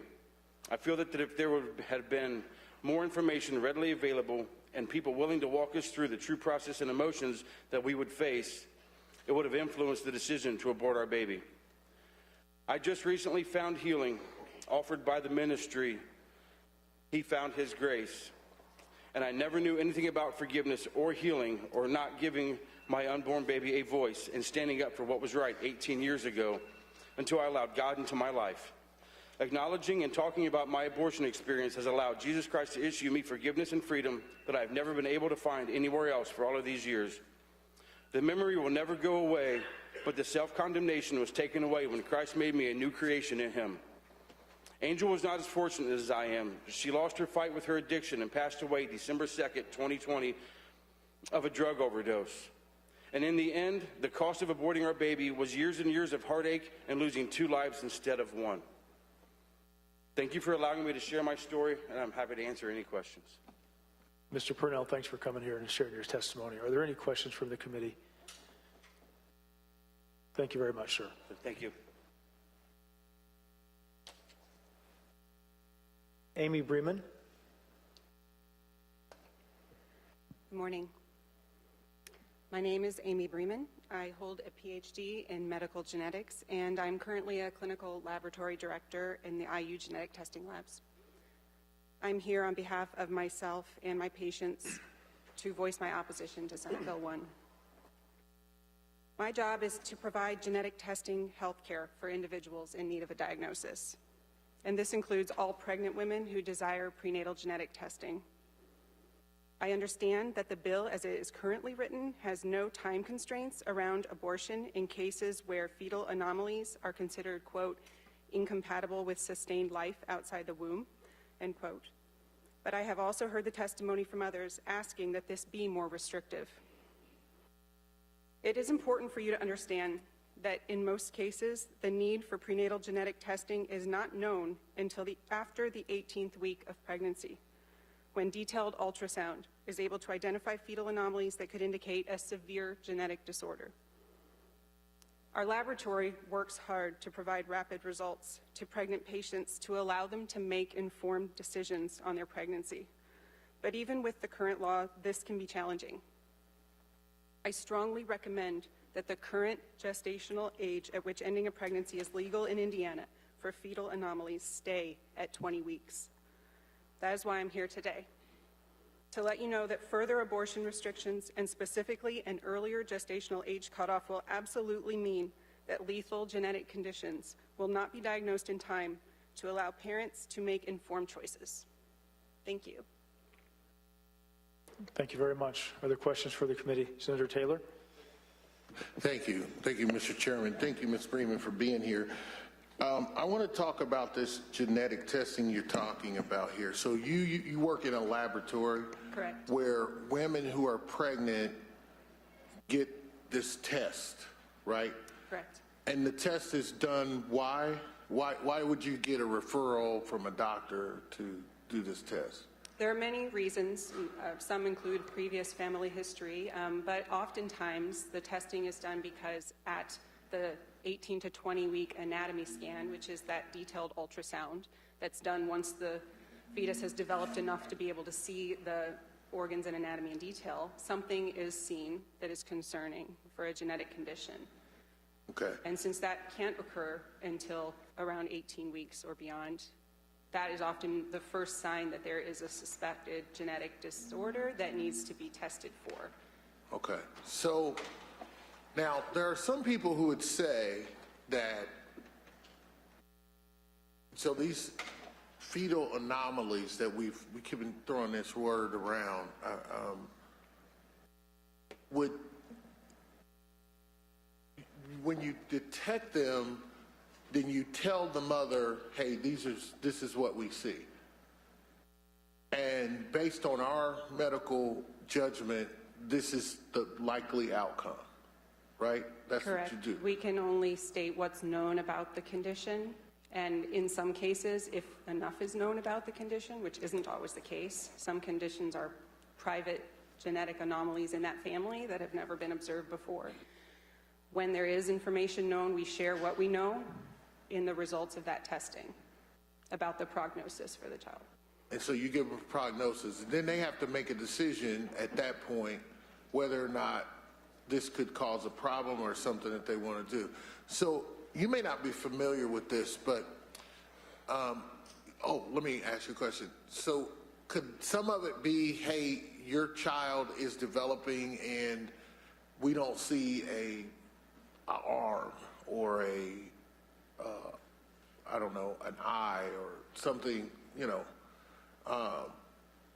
So we have currently in law that you cannot abort that child because of a fetal abnormality, which is different than a fetal anomaly. Am I correct?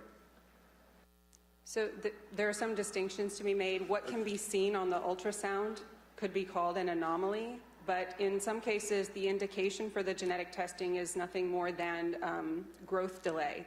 The fetus isn't growing appropriately. The amniotic fluid level isn't appropriate. Something's slightly wrong that could be suggestive of a more complex issue. So what's seen on the ultrasound is not always as severe as what the genetic diagnosis may indicate. Okay. Is there any other step after the genetic diagnosis? Or is that the last diagnosis that's done before you Well, this is where my role is complete. We provide the diagnosis, and then that information is typically communicated to the patient through a genetic counselor who counsels them on the report that we've issued, the prognosis, the options that are available to them at that time. Okay. And all of this happens under current law. The higher likelihood is 18 to 22 weeks. So that's when some of these anomalies are able to be detected that prompt the genetic testing, which again, depending on the testing being done, can take 2 weeks or longer to provide a result, which means we're already under time constraints to get this information back to the mother in time for her to make an informed choice. Now, there are some suggestions that we limit the abortion to 12 weeks. In your experience, professional experience, have you seen situations where you've done a genetic test at 12 weeks and then another one at, say, 20 weeks and it's totally different? The genetic testing results shouldn't change. The issue is that at 12 weeks, that's the earliest that a sample can even be collected for diagnostic testing. Okay. And with the additional weeks of processing that testing and issuing results, that would be at least 14 weeks. Okay, you said something. That's the 12 weeks is the first time that there could be the genetic testing? Correct. There are screening tests that can be done earlier, but diagnostic genetic testing requires either a biopsy of the placenta, a chorionic villus sampling, which can be done as early as about 11 weeks, or an amniocentesis, which is more common because those tests are performed once there's an anomaly observed. So that's after 16 weeks. So in some very small percentage of cases, we can get a sample to do genetic testing prenatally as early as 11 weeks. But at that time, that's usually when there's a known family history and the mother had reason to suspect that there was a genetic disorder. In most cases, there is no reason to suspect the genetic disorder until after that detailed ultrasound at 18 to 20 weeks. So it's the rare case that we are able to even receive a sample for testing at the very earliest point, which is about 11 weeks. And we would not be able to issue a result by 12 weeks. All right, so I'm going to leave you with this. So a young lady is pregnant. She goes to her doctor. They do an ultrasound, and she's 8 weeks pregnant. According to the doctors, they don't even do an ultrasound at that point, do they? They don't do detailed ultrasounds at that point, and even if they attempted a detailed ultrasound, many of the organ systems haven't developed, so it wouldn't be visible. So before they even get to you, it would be at least 18 weeks before they get that detailed ultrasound, before they could say that there's some kind of genetic testing that needs to be done. Correct, in most cases. Okay, thank you.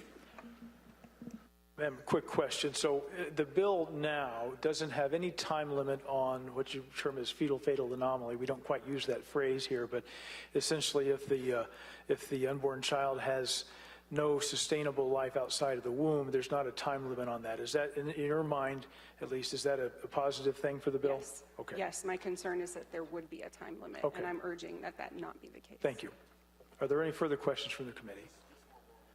Okay, Senator Taylor. Just one question, I promise you. because it follows up with your,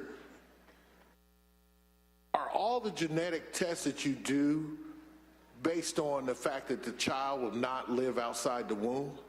No, sir. So what are the other tests?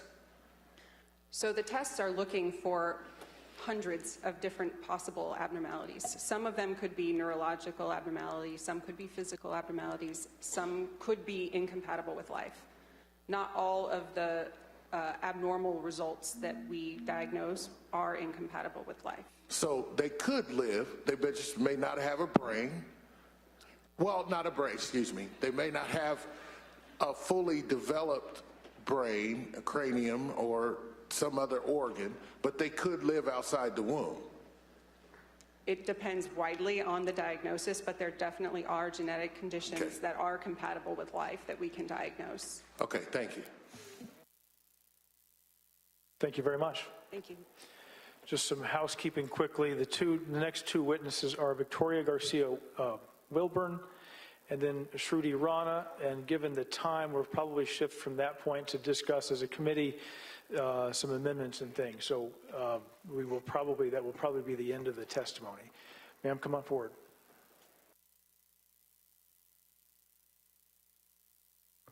Thank you for your time today, Senators. My name is Victoria Garcia Woburn. I'm a university professor, researcher, healthcare provider, and mother. At about 27 weeks, I started hemorrhaging. I was starting to soak through my clothes at work and quickly called my husband, who at the time was serving our city as a police officer, and he came, lights and sirens, to rush me to our local hospital where I had many friends working. I've been a healthcare provider for almost 20 years, and I am the exception. Because of my involvement in healthcare community, they knew my name, they knew my previous birthing history, they paid attention to me, they listened to me and my choices. And as they tried to get my hemorrhaging under control to find the root cause, I had a team of providers to tell me what would happen if I delivered at this time, and it was not good. It would not be a good outcome for my son had he been born early. And if I may remind you all, Indiana has the 9th highest infant mortality rate in all 50 states. I was put on bed rest, had access to life-saving health insurance, could afford a drug that would allow me to carry to term, and he extended my son's life in the womb and mine. However, this is not I am the exception, not the norm here in Indiana. In Indiana, we only have one critical care OB unit in the entire state. What about all the women who don't have access to health insurance given the poverty across our state? What about the countless Black and brown women whose lives are lost during childbirth at disproportionate rates? We have the 3rd highest maternal mortality rate in all of the country. That's how much we care about life here in Indiana. That's how much we care about life for women who are choosing to be mothers, who want to be mothers, who are already mothers to their children. They are losing their lives. We care about life so much in Indiana that 1/3 of our counties don't even have access to OBGYNs. That's how much we care about life. Because this state's supermajority chose to continually build its budget surplus at the expense of citizens' basic needs. Not only will this proposed legislation not reduce the number of unplanned pregnancies, as it has not addressed one of the root causes of this issues, but consequently, it will increase already detrimental maternal mortality rates in high-risk pregnancies and further discourage the learning of life-saving expertise, create further economic disparities between our counties, cause talent to leave the state, deter new businesses from choosing Indiana, and make the state even harder to serve, let alone govern. Addressing women's reproductive health care requires thoughtful, strategic, methodical attention with expertise from women, physicians, and healthcare experts across our state, not religious groups with national agendas leading the conversation. This emergency session was meant to capitalize on a national narrative that completely ignores the desires of 84% of your constituents. Your proposed legislation, Senate Bill 1, falls short of sound science and fails to meet the needs of Hoosiers, and we implore you to do better and acknowledge the bodily autonomy of women. Thank you, ma'am. Other questions from the committee? Thank you for being here. Thank you. Shruti Rana.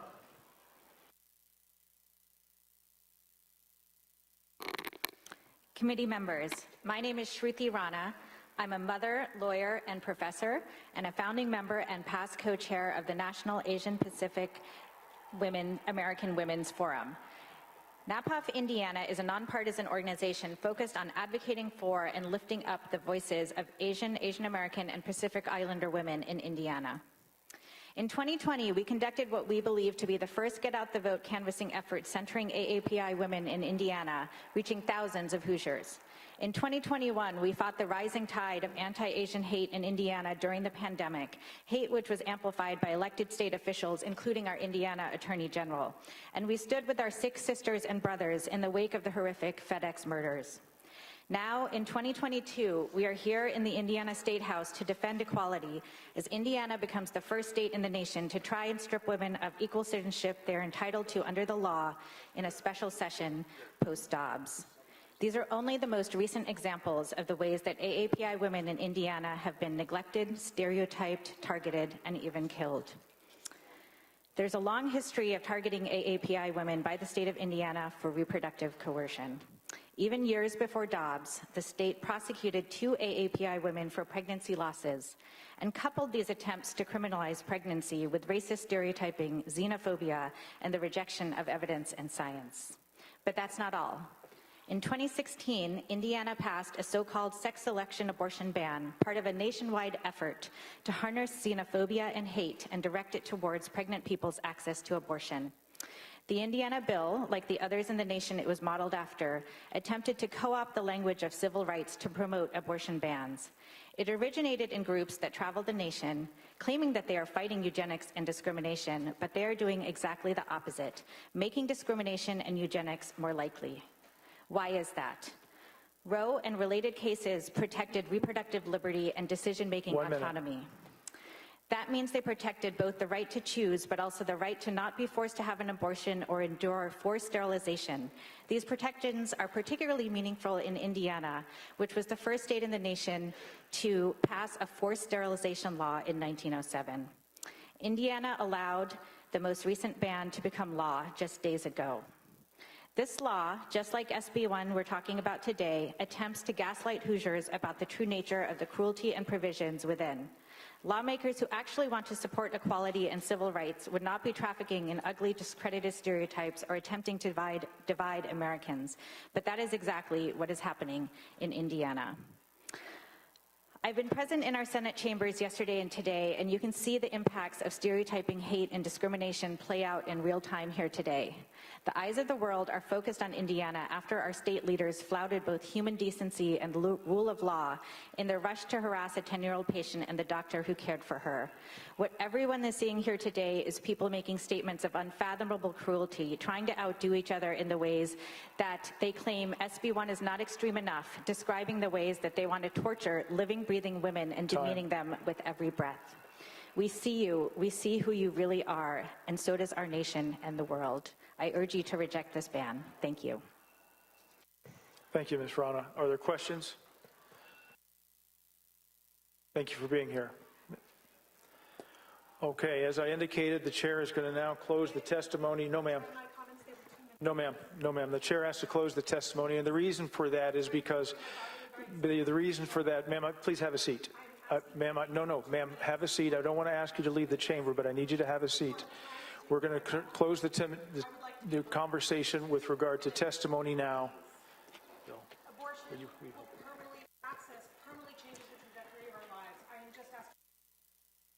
We need to close the testimony now for the reason that we need to work on amendments. The committee needs to work on amendments, and we need to turn around. There's a committee hearing.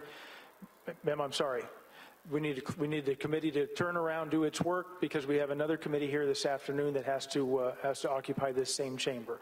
And I want to acknowledge, first of all, I want to thank everybody who came and took the trouble to testify both yesterday and today. In addition, I want to thank the folks and apologize to those who did not get an opportunity to testify. We literally had hundreds of people here to come and testify, and there just simply isn't enough time to get that done. my hope is that we had a cross-section of lots of folks, both for and against these issues, that had an opportunity to be heard, and I think the committee got a great benefit of that. Having said that, now we have a number of amendments that have been filed by committee members. I'm going to ask the counsel for the committee, Andy Hedges, to talk about, just give a quick summary of the number and the subject matter of those amendments, please. Yes, please. Okay, Amendment number 1 requires a hospital that has a maternity ward to offer a woman in that ward the opportunity to receive a subdural, long-acting contraceptive. This was Senate Bill 364 from last session. Amendment number 2 does two things. First, it provides that an unlawful abortion, the type that was not criminalized, will be a level 5 felony. And second, it sets up a timeline for the rape or incest exception. If the woman is under 16 years of age, there's a 12-week time period. If she is at least 16 years of age, there is an 8-week time period. And with regard to that one, the criminal level 5 felony essentially takes it, maybe not exactly, but essentially back to where it is today? Yes. Where the current law is today? Yes. Okay, go ahead, thank you.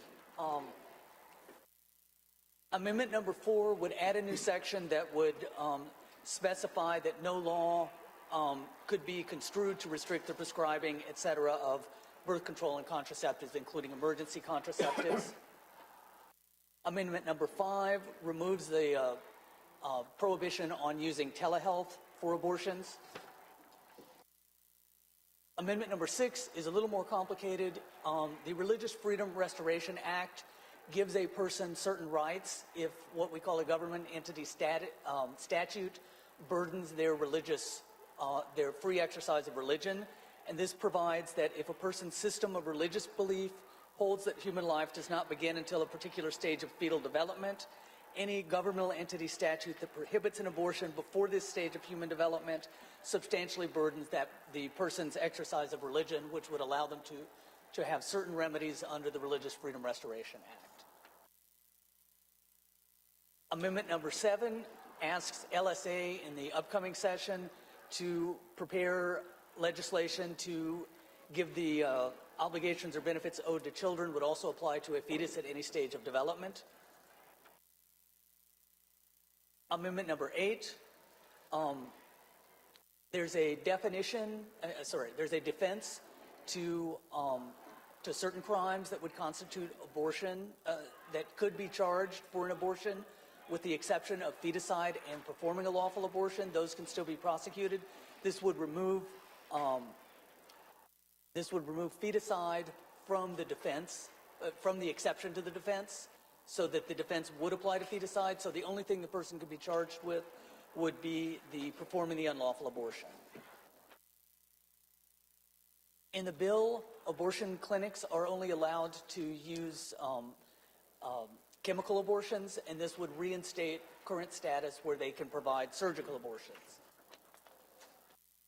Amendment number 12 provides that the definition of rape or incest would also include sexual intercourse with a minor who is under the age of consent, meaning under the age of 16. Number 14, this repeals a provision that allows the medical licensing board to revoke the license of a physician for failure to transmit a form or for the performance of an abortion. There are some other provisions in law that would still allow the usual disciplinary process to go forward. Amendment number 15, this establishes a pregnancy termination review panel, which is kind of like the medical review panel that you have in medical malpractice actions, where you have a board of physicians who will make a determination on the complaint before it is filed in court. This would require the Attorney General, before filing an action to revoke a physician's license for performing an unlawful abortion, to present this evidence to a board of physicians. If the board of physicians found that there likely was evidence that the physician committed the violation, the Attorney General would be allowed to prosecute the case before the Medical Licensing Board. If the board found that there was not sufficient evidence, then the Attorney General would not be able to bring that case before the Medical Licensing Board. Amendment number 16 adds to the language in the bill concerning an abortion being necessary to prevent a substantial permanent impairment of the life of the pregnant woman. It also adds, or if continuing the pregnancy would pose a non-trivial threat to the health of the pregnant woman. And then it goes to specify that the non-trivial threat language would only apply for abortions performed before viability. Amendment number 17, there are some reporting requirements that apply to abortion today. They're not in the bill, they're in the statute. This would specify that the termination of a pregnancy of a fetus that is incapable of sustained life outside the womb, which is excluded from the definition of abortion, but those procedures would also need to be reported in the same manner that abortions are reported.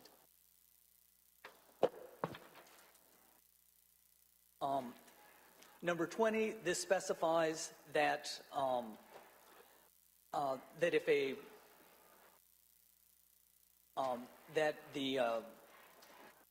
the statute requiring consent of a parent or legal guardian doesn't apply to a minor who, if the minor is pregnant due to the rape by a parent, legal guardian, or custodian. And so all the woman has to do in that case is submit an affidavit. Number 21, this provides that abortion is unlawful unless a physician determines that the abortion is necessary to prevent a substantial permanent impairment to the life or physical health of a pregnant woman. So, so this adds the physical health to the impairment of the life language. And it has the, but it also specifies that the abortion can only be performed after viability if this applies. Number 23, this adds a definition of reproductive coercion and adds reproductive coercion as another sort of exception under which an abortion would be lawful. And number 24 deals with the affidavit. It specifies that the affidavit needs to be signed by the woman and requires the affidavit to be placed in the woman's permanent health record. So those are the amendments. Okay, thank you.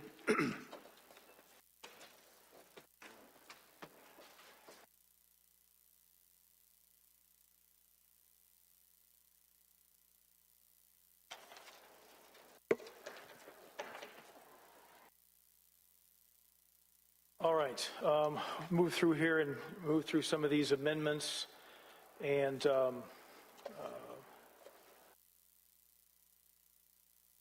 I'll call amendment number 2 first. Will you give that a quick summary again?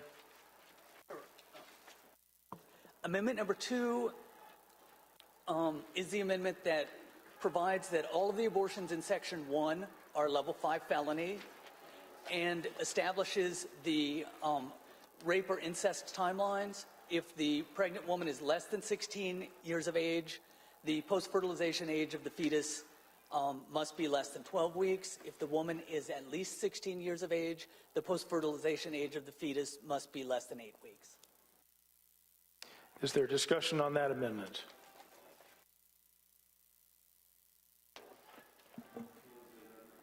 Is there a motion for the amendment? Is there a second? Senator Lannon? You asked for discussion on the amendment. Go ahead. I had my hand up. So currently in the bill, as it's written right now, there are crimes, but not for performing an abortion per se. Is that correct?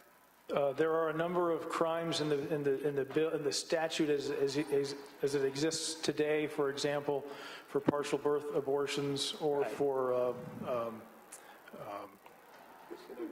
dismemberment. Thank you, but not for the others. This actually, this would bring it back to the way the current statute is with regard to performing an unlawful abortion. So this would, the individual who would be at risk here or subject to the penalties or the crime would be the person who performs the abortion, which I presume in most cases would be a physician? That's correct. Is that correct? Yeah. And currently in the bill, I thought there were some immunity provisions for physicians or those performing abortions. How does that relate to that aspect of it? I think you might be, there's an immunity that's unchanged in the feticide statute, but not in the performing an unlawful abortion statute. All right. And then I guess the comment I have in regards to when a woman who is raped, the time frames here, currently in the bill, there is, what are the time frames? Because I presume there are no time frames in the bill right now. So now we're saying that the woman, if she's over 16, has to have the abortion post-fertilization 8 weeks. Is that right? That's correct. Well, it seems to me that a lot of women, I mean, is that really enough time for a woman to know if they're pregnant and to make this decision, whether or not to have this abortion? Seems like that's a rush. And likewise, certainly with a child under the age of 16, we're saying 12 weeks. I mean, it just seems like that's, if you're wanting to basically say you can't get an abortion if you're raped, this is probably the way to do it, it seems to me, or to really limit it, if that's the intent of this amendment. So I cannot support this amendment under any circumstances. Senator Taylor. I don't know who to ask the question to, because I don't know if anybody's claimed authorship of this amendment. But so why 8 weeks?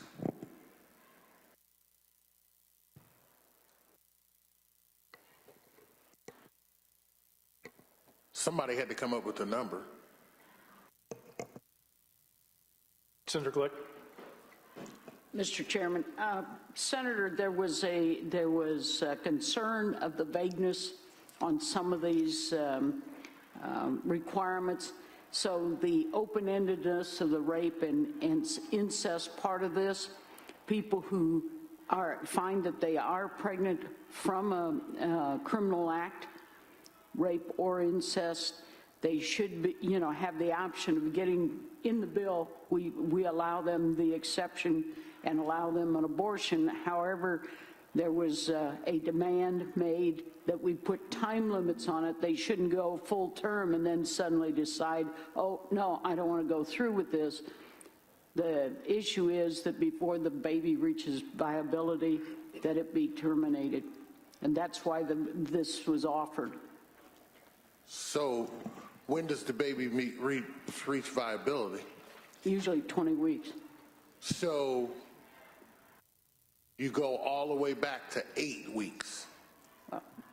That was for someone over 16, because by that time they would know. It's still. And it's 12 weeks with someone under 15 or younger. It's still before viability. You do agree? Pardon? It's still before viability. Yes. You do agree with that? Yes. Okay. So, why 8? Why not 18? That's the way I didn't write the amendment. That's what the amendment says. Okay, why? So you didn't do the 12 weeks either? Pardon? You didn't do the 12 weeks either? The 12 weeks was a longer period of time for younger people. For younger people. Assuming that if this is brought to the attention of the authorities, there would be action taken earlier. But some of these are delayed in their recognition, or at least their reporting. Right. Okay. So, Senator Glick, if you remember correctly, during the last legislative session, this body took up legislation to actually extend the time period for which a woman could actually claim rape. Do you remember that? You guys don't remember when a woman came forward and the man was 21 or older, but at the time the rape was done at 15 or 17, that they could claim and that person could be charged? Nobody on, well, maybe you're not on corrections committee. Yeah, I'm on corrections. I think there was discussion of that, and I think that there was a bill that allowed the reporting. Well, here's the question. Okay. Here's the question. Haven't we had bills where we've extended the period of time for which a woman could actually claim rape in this body? Yeah, but we're not going to retroactively allow an abortion. I didn't say that. I just said the woman claim. Forget the abortion part. Okay. This is the time period which she must come forward to claim rape or incest, right? If she's pregnant. She still has the right to claim rape anytime, whatever the law says. Right, I understand. This does not affect the criminal law. This affects only if the victim of that rape is pregnant. Right, okay, so we have extended the period of time. Do you believe that women come forward immediately after they've been raped? Some women never come forward. Thank you. So in doing this, by extending the period to say to 12 weeks, let's go to 16 years old. 8 weeks, do they know they're pregnant? Do most people know they're pregnant after 8 weeks? 16 should know. A 16-year-old should know? 16-year-old should know that things aren't going the way they thought. And you have to also understand they've been through a traumatic experience, so they should have at that point reported it to someone in their support unit, if it's a parent, if it's an older adult, if it's the police. It should have been reported, but medical health could have interceded at this point. Many of these people, if it was a violent situation, they've gone to the police, they've been taken to a hospital according to protocol, they would have received probably the morning after pill or something to prevent conception. But this is a catch-all provision in the statute that the bill as it's offered does not have a time limit. This amendment was offered to put time limits in there so it wasn't open-ended. Right, and I appreciate that. I just don't know why you came up with 8 weeks when, young girls, my daughters have been going through menstrual cycles. One of my daughters, we didn't even know that she was having a cycle, and she was 16 years old. She was 16 years old at the time. I find it hard to believe that you believe a 16-year-old should know if they're pregnant after 8 weeks. That's what you said. I'm trying to figure out where does that come from?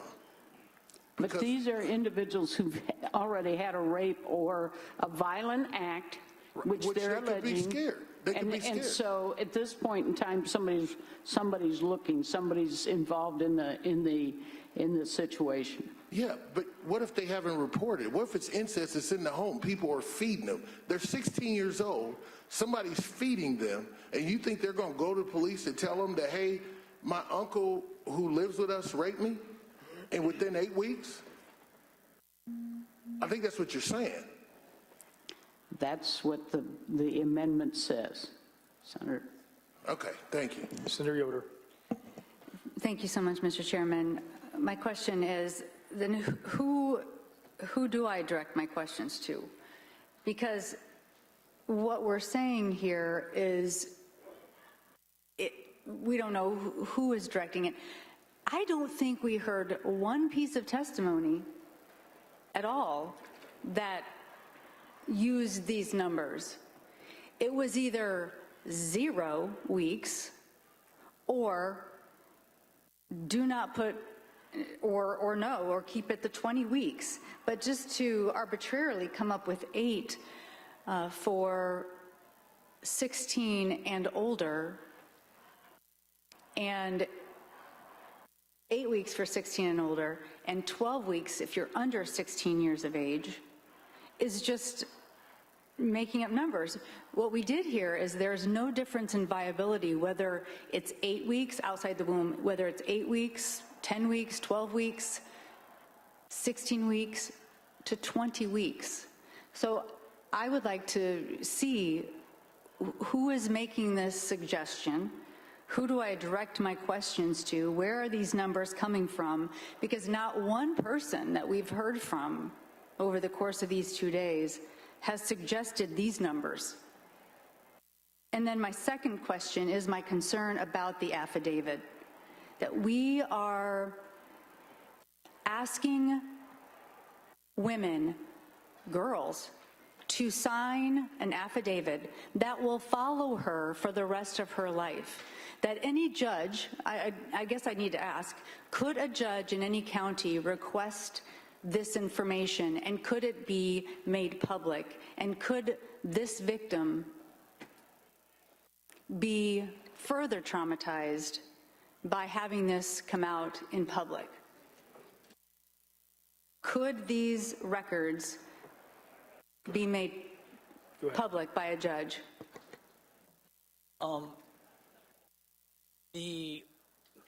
If it's a juvenile, then the judge would have access to the records, but juvenile court records are sealed. If it's an adult, the records themselves are exempt from the Public Records Act, but if it was introduced at a trial, at an adult trial with an adult victim, then the tendency is to obscure the names, but I don't know that they would always obscure the names, meaning use initials instead of... This is more trauma to someone who has already been a victim of trauma, whether that's rape or incest. And what we're saying here is this, what I'm saying is this affidavit, even though it says it's confidential, really doesn't mean anything. It could be re-traumatizing for women and girls to have to sign this affidavit, which is what we're saying both in, in this amendment. But then my concern is just the complete arbitrariness of the 8 weeks, 12 weeks, 16 years of age, 15 years of age. It's not a response to any of the expert testimony that we have received, and I cannot support this amendment. Is there further discussion? Senator Lannon. Thank you. Again, I don't know if it's a question or just a comment here about these time frames here. Aside from the whole issue of, should we force a woman to have the child of a rapist, I agree. These time frames here are not only arbitrary, but I think that they are ill thought of, because in most cases, you take the situation where the woman is over 16, and I don't have any statistics on this, but common sense tells me in most cases the rape victim is over 16. We're giving her only 8 weeks to make this crucial, important decision. And I presume the author of this amendment, this phantom amendment, whoever it is probably trying to limit abortions that will occur by virtue of putting this artificially quick timeline. But it also seems to me it may have the opposite effect. If I'm a woman who's been raped and I'm really thinking over this most important, personal, crucial question of, do I keep the baby or not? Oh, you've only given me 8 weeks. Hell, I just found out I'm pregnant, number one. Maybe I'm also in a non-rape relationship. I don't know whose baby this is. But the law says use it or lose it. I only have 8 weeks. I guess I'll have the abortion. I wonder if the author of this amendment thought about that. I think we ought to leave it the way it is in the bill, or at the most have the viability 20 weeks be the time frame. So I think this is an ill thought out amendment for that reason. Thank you. We have a motion. Is there a second? We've had a motion and a second. Please call the roll. Senator Bray. Yes. Senator Taylor. Of course. Just 1 minute. Yes, I know your 1 minute rule.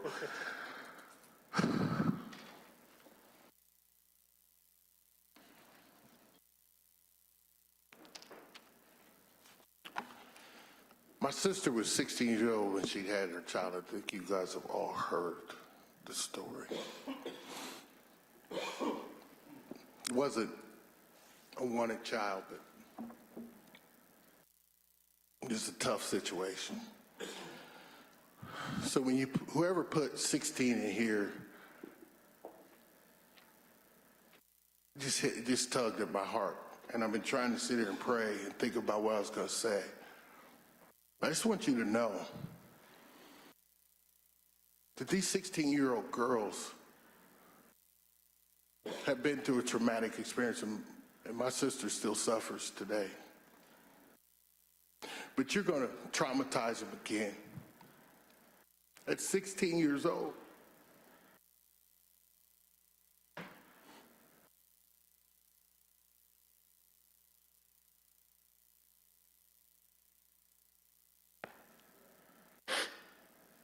Well, no. Senator Lannon. No. Senator Melton. No. Senator Yoder. No. Senator Messmer. No. Senator Bassler.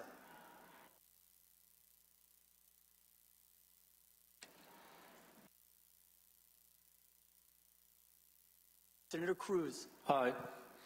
Senator Holdman. Aye. Senator Glick. Aye. Senator Kreider. Senator Charbonneau. Passes 7-5.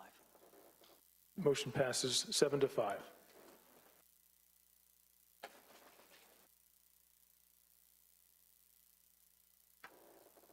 I'll call.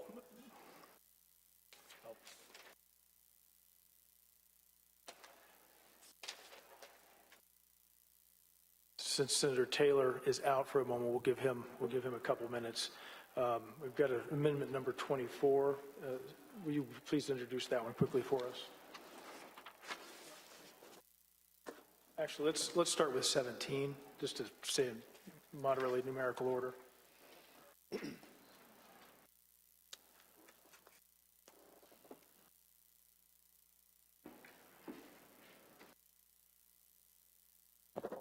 Amendment 17 is the one that specifies that the reporting requirements that apply to abortions would also apply to terminating pregnancy of a fetus that was incapable of sustained life outside the womb. Simply a reporting requirement so that we know kind of what that is, how often it's happening, just for information purposes only. Are there questions regarding the amendment? I see a motion. Is there a second? Motion and a second. Please call the roll.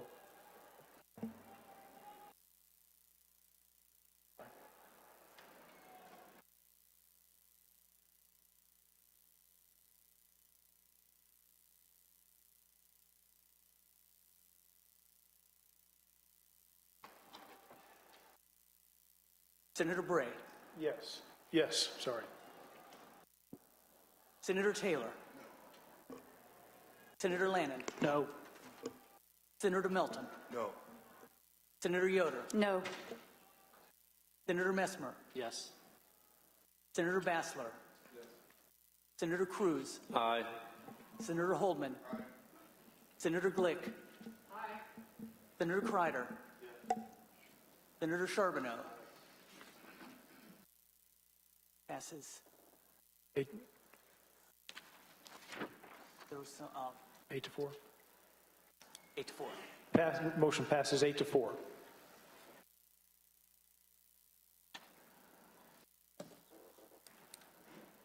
Senator Taylor, I'd call amendment number 5, which pertains to telehealth. Is that something you or one of the members of your caucus want to speak to? Mr. Chairman, that's my amendment. Please, go ahead. So I call amendment number 5, and this is under current Indiana law, Hoosiers are not allowed to access medication-based abortion care through telehealth services, although the process is safe, efficient, and operating smoothly in 31 states. Women are capable of following their doctor's direction to successfully take abortion pills at home and make it through the process. There's no need to limit that ability.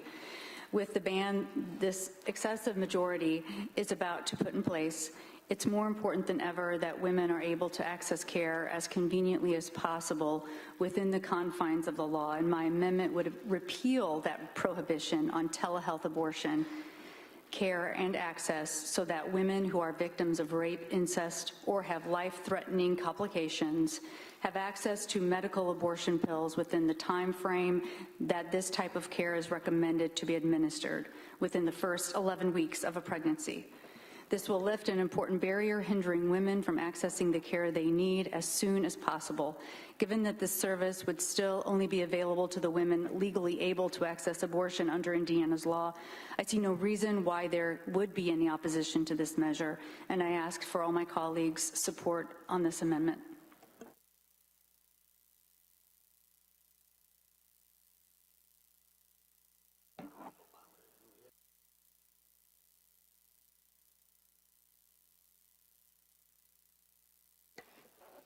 Thank you, Senator Yoder.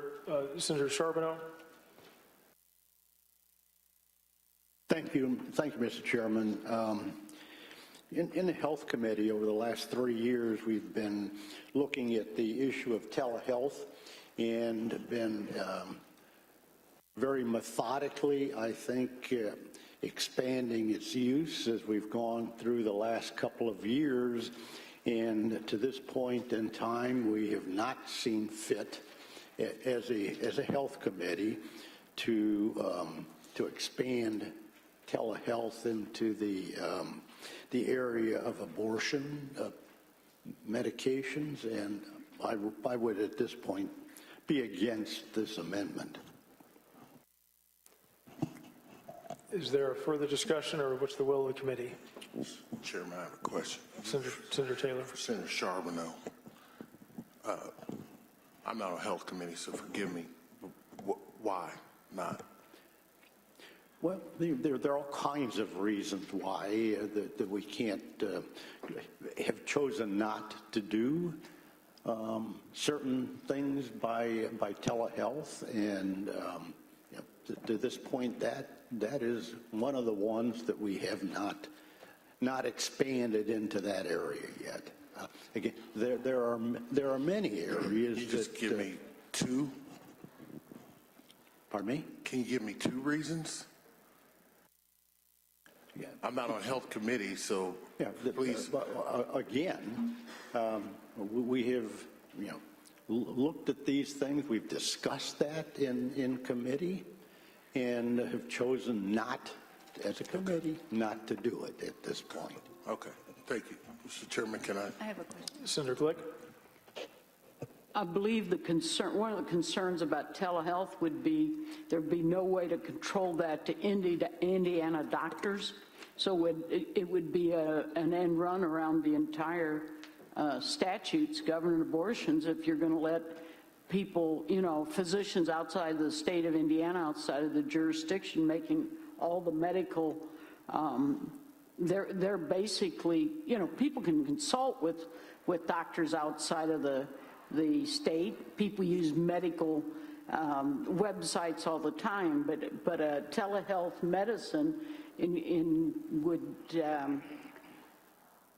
connote that you were going to have a doctor prescribing the medications or making the recommendations, and you're simply taking them outside of the jurisdiction of the state of Indiana if you do it, because they could be wherever making those recommendations. Wouldn't even have to be in the continental United States.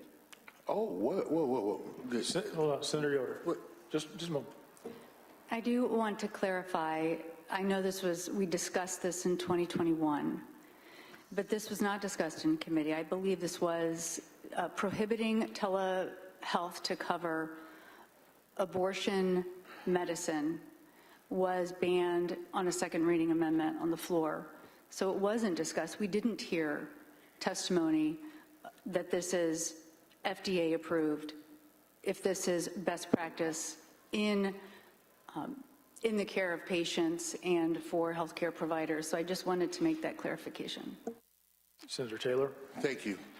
Senator Glick, did I hear you saying that we don't want doctors practicing medicine in Indiana that are not licensed in Indiana?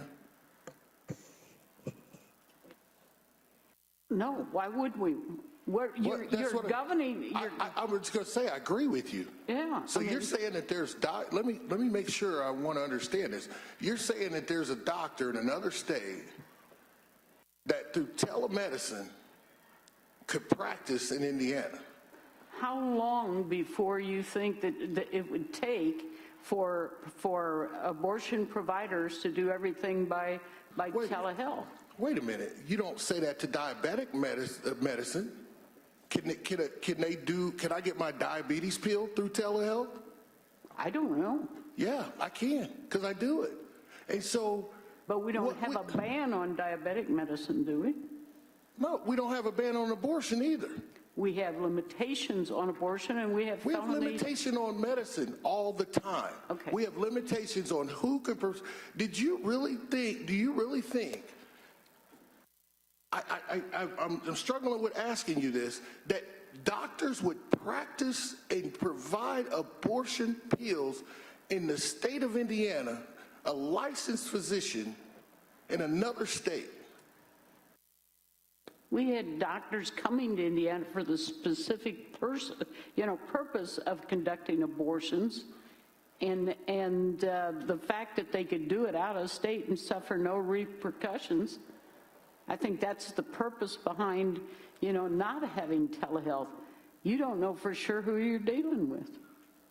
You don't even know for sure in some of these cases if that is a physician. Oh, goodness. Listen, telemedicine and telehealth have come a long way. And you can't even get into your telehealth discussion unless you have a passcode and everything else. The alligator in the mud puddle is starting to come very clear now. So you think abortion doctors from another country will dispense a pill over the phone with a person or over a computer with them? Is that what you're trying to say? I think it is possible. And it's possible for a doctor to give me medicine from another country too. But you're not banning them. Okay. What's the will of the committee? Is there a motion? Is there a second? Call the roll.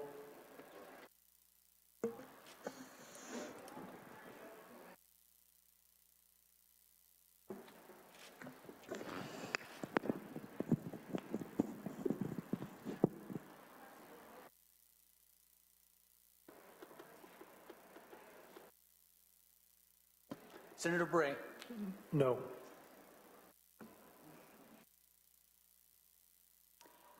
Senator Taylor.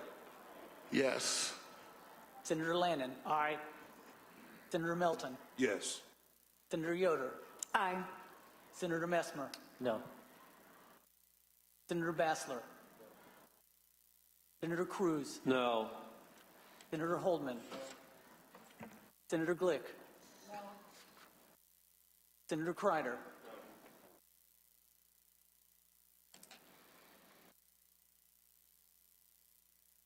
Senator Charbonneau. No. Fails 4-8. Motion fails by a vote of 4-8. Motion number 7. Will you introduce that one real quick?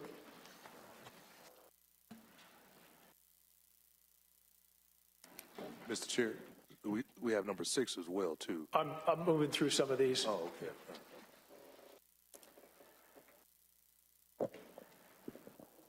Motion number 7 is the bill that requires LSA to prepare legislation for next session to amend statutes pertaining to children to also apply to a fetus at any stage of development. Senator Taylor, do you want to speak on that at all? Yes, thank you, Mr. Chairman. Throughout this entire process, the crux of the issue was when viability and when a viable fetus becomes a person. That's what the entire discussion has been about. That's why we have these 8-week and 12-week restrictions. If we're going to do that, then we should have support for them. For most of you who don't know, if you are pregnant in 2022 and you do not have your child until 2023, you do not get to take advantage of the child tax credit in the state of Indiana, because the baby was born in 2023. And for the pro-life support that we see and that we've had discussed today, one of the pro-life things is about when the child is here. Child support. Child support is for the child. How can you not be for providing child support as early as possible in a child's life if you're pro-life? If you're not if you're pro-life, how can you be against this? Life insurance policies should be able to name that child as a beneficiary because it's a life. This is the pro-life opportunity to allow us to do something to help those little babies that we all know, as a result of this legislation, more children will be born in the state of Indiana, and a no vote on this amendment is a no vote for the children that are here in this state. I ask for your support. What's the will of the committee? Second. Second. There's a motion and a second. Please call the roll. Senator Bray. No. Senator Taylor. Yes. Senator Lannon. Yes. Senator Melton. Yes. Senator Yoder. Aye. Senator Messmer. No. Senator Bassler. Senator Cruz. No. Senator Holdman. No. Senator Glick. No. Senator Kreider. No. Senator Charbonneau. No. Fails 4-8. Motion fails by a vote of 4-8. Let's call amendment number 24. Would you describe that briefly for us?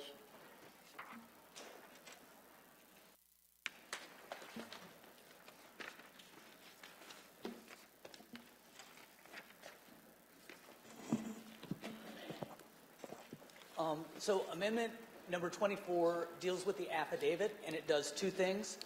The first is that it specifies that the affidavit will be required to be signed by the woman. And second, it specifies that the affidavit will be placed in the woman's permanent health record.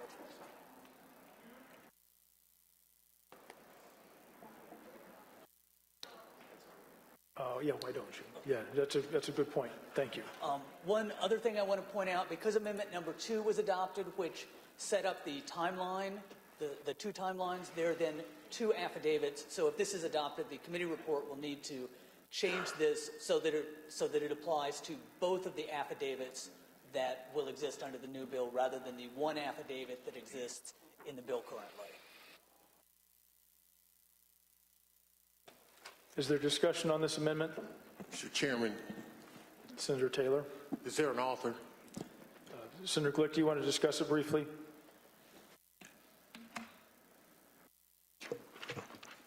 This is the requirement that was requested by the caucus, that the affidavit be signed by the woman and that it be attached to the medical record so that it would be available to any physician treating that woman in the future. Which affidavit? The affidavit that the requirement that she says that she was raped, she has to say that under oath. We're not requiring, under the bills it stands right now, there's no requirement that there be a filing for, stating that there was a criminal act, although we're anticipating in most cases there will be. We do know that there's a substantial numbers of rapes which go unreported at the choice of the victim, and we're not compelling them to do it in order to seek care. What we're saying is there must be an affidavit, there must be something under oath stating that this happened before they can seek an abortion. So if they're under 16, you want them to sign an affidavit? They can sign an affidavit if they understand the truth and the difference between truth and falsehood. The law recognizes that, and if they can't, then there's provisions in the law for the court to take that into account. So if a 14-year-old is being a victim of incest, you want them to sign under penalties of perjury an affidavit before they can seek an abortion? They can be, if they're under the treatment of a physician, then they have to sign an affidavit, or they have to go before a court. There will be, if at that point, if they're presented to a physician, there would be a Department of Family and Children person present, and that would be taken before the court. So let me make sure I understand this right. First of all, they have to know they're pregnant before 12 weeks. We've already got that amendment in, right? Yeah. Then you want them to go through then if they're the victim of incest, a 14-year-old, you want them to go through the process of signing an affidavit saying possibly that my parent has actually had sex with me or a family member. I just want to make sure I get this right. You want them to not only have to be at 12 weeks to tell somebody, but now you want them, when they tell somebody, to sign an affidavit to make sure that they're not lying.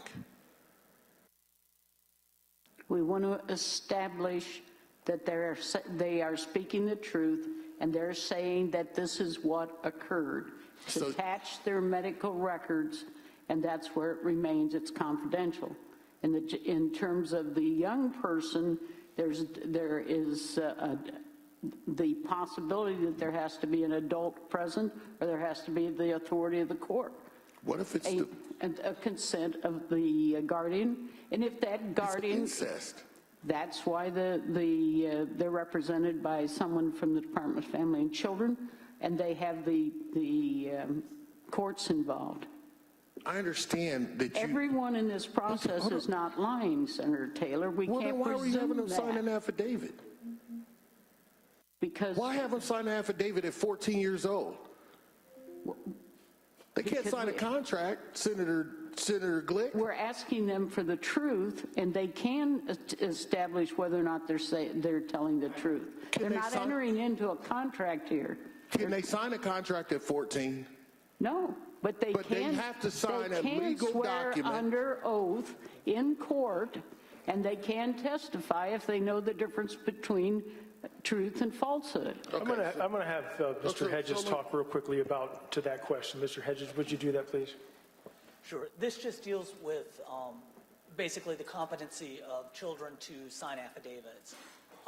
Both Evidence Rule 601 and IC 344521 say that all witnesses are presumed competent, and children testify under oath in cases all the time. Yes, I'm familiar with it. Hold on, Senator Taylor, let him finish. So this is different from contracts because children under 18 are not bound by contracts, but they can be bound by oaths. So. Can I speak? Yes. So can people who are mentally ill as well. Am I correct? Under that same rule, trial rule? There's a presumption that they are competent, but depending on the issue, Thank you. it can be. All right, I'm familiar with that. Thank you for the clarification. But going back to my point on this 14-year-old signing an affidavit, obviously it's legal for them to sign it, but do you understand the trauma you are putting them through by having them sign a document saying that they were raped by a family member, Senator Glick? Yes. Okay. So, just so I understand, and this is supposed to be a pro-life stance that you're taking. Senator Glick. I understand. Is this a pro-life position, you believe? Yes. I mean, you know, okay. Once again, there were allegations are being made. We are not under the bill as it stands right now. There's no requirement that there be charges of rape or incest filed. However, they're asking for an abortion under this bill. We're saying we want some documentation of what occurred that justifies an abortion. So you just brought up my next question. Where's the enforcement part of this? Lying under an oath is illegal. No, not to the victim of the rape or incest, to the person who committed it. If they're lying, and someone could prove that they're lying, then there are repercussions. But we don't. Senator Taylor, the commission of a rape is entitled 35. But this doesn't lend itself to anybody reporting to an authority that this person has been raped or victim of incest. There's nothing that requires the person to report this. And I'm asking why there is not that consideration in this amendment.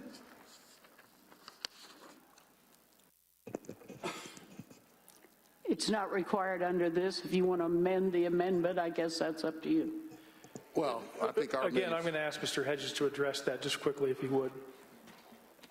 Sure. There's a criminal provision in 3133 something that requires everyone to report instances of child abuse or neglect. Not just physicians, but everyone. Not just the physician, but anyone who sees the affidavit. Right. Everyone is not everyone who knows about child abuse. Glad you covered is a that. Mandatory reporter. Okay, Senator Glick, that adds to my questions then. So now you've got the victim who's 14 years old, the person who either raped her or is charged with incest is now going to be picked up and possibly serve 3 years in prison, or presumption of 3 years. Rape. Level 5, or I believe it's a level 5. Am I correct? Depending on what happened in the rape, I understand. But now, after she signs the affidavit, now the mandatory reporter, which I thought doctors were, thank you, Mr. Hedges, now they're going to go pursue this person. Do you have a problem with the report of a rape? Not at all. Or incest? I have no problem at all. Okay. I just want to make sure that's what you're intending here. I want to protect the child. I want to protect the woman. I want to protect violence against both of them. Which child? Which child? The unborn child or the child that's having the child? I want to protect everyone in the process. Okay. All right. Thank you. Senator Yoder? I have some questions about this confidentiality and a permanent existence in a woman's health record. Who has access to medical health record? You want to answer that? I believe it's just that would be in the health record, which of course is confidential. But any additional physician that would have access to the young lady's or the woman's health record would be able to see that and then treat them as a result of that. And speaking of treatment, the amount of stigmatization that goes on around issues of rape and incest, and to further traumatize a girl and then a woman for the rest of her life. I just remember the last couple of cycles of elections, people had to make their medical records public. And can you imagine? This becomes a permanent part of their health record. And I take our state to be a state that we want people to aspire and fulfill their greatest dreams that they want for their lives. And if this would ever become public or would be made public, I think it's erroneous to assume that this is going to be confidential when we just discussed that at any point in time a judge can make this record, can request this record, and then it can become public. I know that we want to protect young people, but this is not the way to do it. Requiring them, what we're saying is, well, if you're not telling the truth, we're coming after you. And in that is the truth is that we don't believe victims. Can you imagine having to sign an affidavit that your father impregnated you, and you have to sign a document as if it wasn't enough to come forward and say this was happening? And now it's a part of your permanent record that every single person, I mean, just me personally, the amount of times I've had to change healthcare providers, and every single step along the way, they have access to this information. In the state of Indiana, we are already at a crisis for access to healthcare providers. And the number of times that individuals have to change healthcare providers, and every step along the way, this is being communicated via this permanent health record. We are asking children and women, girls and women, to be re-traumatized multiple times a year, with this being a part of their permanent record. These affidavits we didn't hear one person over the last 2 days ask for this change. And I cannot even fathom that someone in your caucus said, I either need to see this in this bill or I can't support it. It's unconscionable. I cannot support this amendment. I think it's more unconscionable to think that a rapist or an incestuous relative can conduct themselves in such a way that they impregnate someone with any, if you're not going to have the victim come speak and say under oath, this happened to me, and this is not being published, if you will. This is placed or attached to a medical record because future treatment of that person is going to be dependent on knowing what their medical history is. Fine, and but the that's fact not that what this it's is. going to the court does not mean it's being published, but reporting is essential if we're going to take those people off the streets who would perpetrate violence against women and children. And Senator. Fine, but that's not what this amendment is. That's not what this amendment is.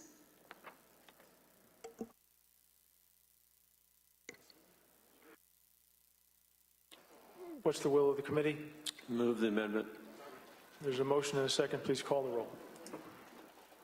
Senator Bray. Yes. Senator Taylor. I'm going to vote, Mr. Chairman. Sure. Less than 1 minute. Less than 1 minute. I really thought that when we started this process, we were going to go down the road to protect these young women and use girls and women. I see what the strategy is here, and I'm not going to support it. And this amendment is the first step that we're going to take. I think I just figured out where we're going with this. But this is dangerous. Police and law enforcement have to get their hands on it in order to prosecute. We've got somebody who has a law enforcement background that knows that. And we're going to sit here and make it seem like this is just going to be in her record. Senator Yoder, this is not just going to be in her record. This is going to be in a law enforcement officer's hands in the same town where she lives when they bring the criminal charges against that person who committed incest or raped her. This is terrible. No. Senator Landon? No. Senator Melton? No. Senator Yoder? No. Senator Messmer? Yes. Senator Bassler? Senator Cruz? Aye.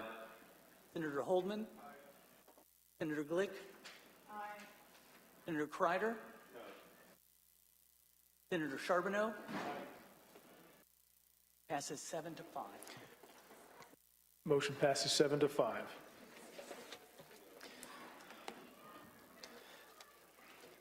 That is all the amendments the chair is going to entertain today. We can have discussion with regard to the bill. Point of order. Go ahead, Senator Taylor. There are several other amendments that we'd like to discuss. Has the chairman made the unilateral decision that you will not hear these amendments? The chairman has made the decision not to move those. So we discuss the bill and its passage. Is there discussion on the bill? Senator Taylor. Move the bill as amended.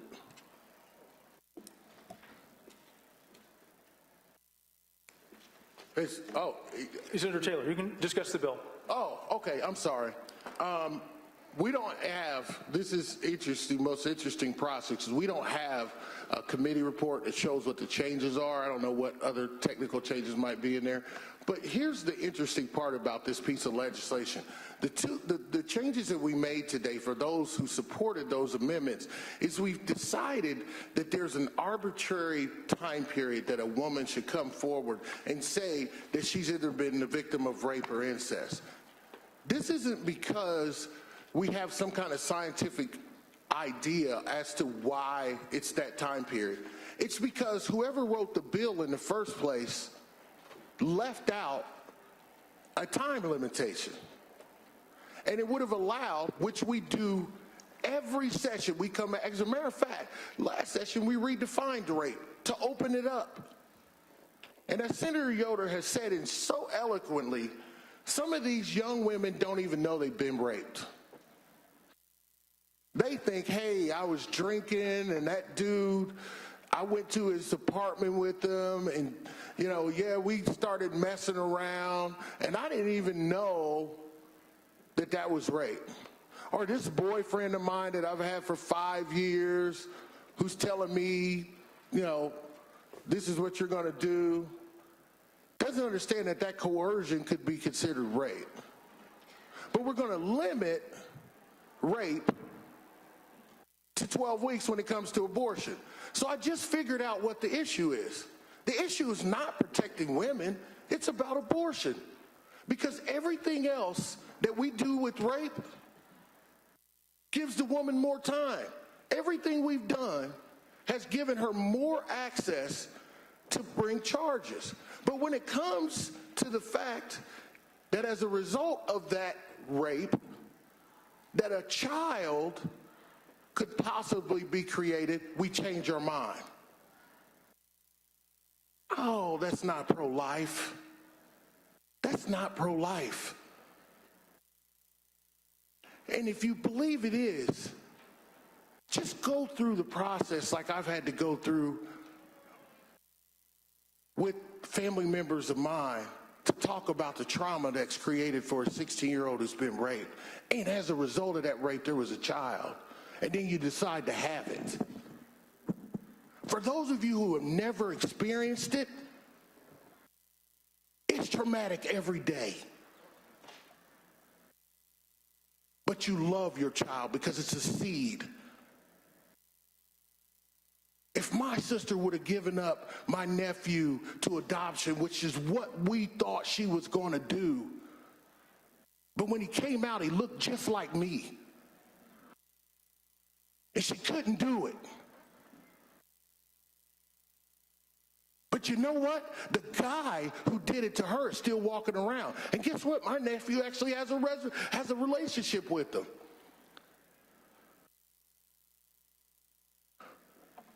You have no concept of what this requires.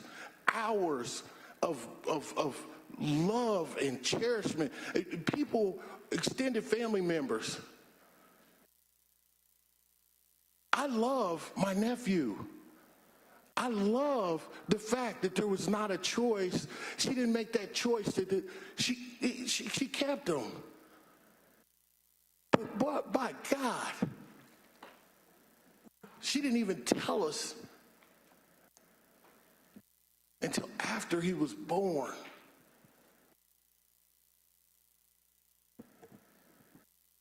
She wasn't gonna tell me 12 weeks. She knows I would have. She knows what I would have done.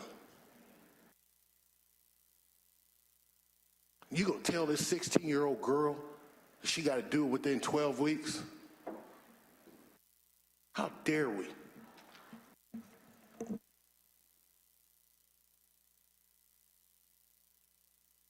Senator Lennon. I'll make my comments very brief on this. I was struck by the fact that I don't know how many people we had testify on this bill, probably 50 or so. I think one person liked this bill. Nobody wants this bill. Now, I understand the anti-choice people think it's too lenient. The pro-choice people, and I identify with them, this takes away your rights. But, you know, we were scheduled to have a special session. So we come down here, we're going to rush this bill through because of the pressure that everybody feels after the Supreme Court decision to do something. I'm not surprised this bill is fatally flawed. Quite frankly, look at the composition of this state Senate, 16% female, 84% male. Same way on this committee. 2 members out of the 12, female. Got a bunch of men that don't really even understand the female body and what's going on when it comes to pregnancy and things like that. They're going to legislate on this. But I just think this is a sad day, I think, for the state of Indiana. It's a sad day for the Indiana Senate because we're going to advance, I assume, this piece of legislation which reverses the rights of the women of the state of Indiana for 50 years to control their own body.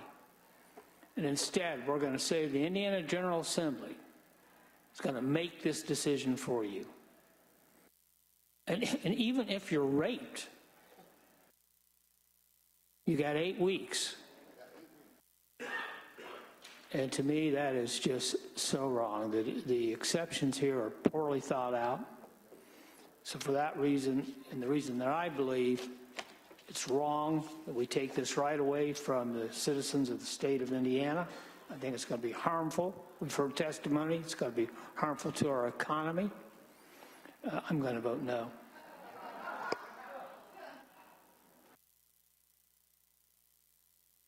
Senator Milton. Just express a few thoughts real quick, Mr. Chair. We've heard a couple of days of testimony. I'm still even processing yesterday. That's why I've kind of listened and observed from the folks that have testified today. A couple of things that stood out to me as I was taking notes, and I took a couple of quotes that someone said. I am a full and autonomous woman. That was one quote.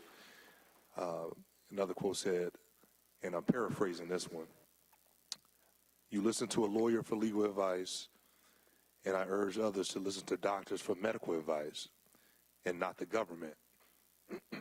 And that's why it's extremely hard as we sit and have these conversations today because, like Senator Lannon mentioned, here we have a panel of legislators that are, to my knowledge, none of us are healthcare professionals or have that experience.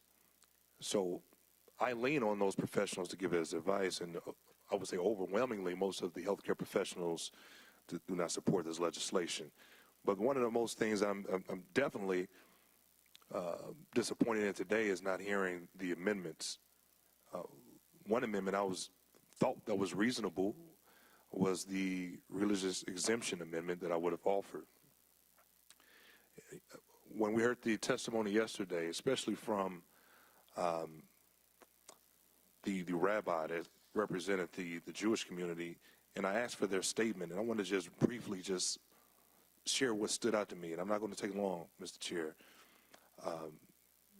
Proposals, and this is from the Indianapolis Jewish Community Relations Council and Indiana Board of Rabbis, and I quote, proposals that ban abortion, including in cases of rape, incest, or undue risk to the pregnant woman, infringe on the separation of religion and state and prohibit members of the Jewish community from freely exercising deeply held religious principles.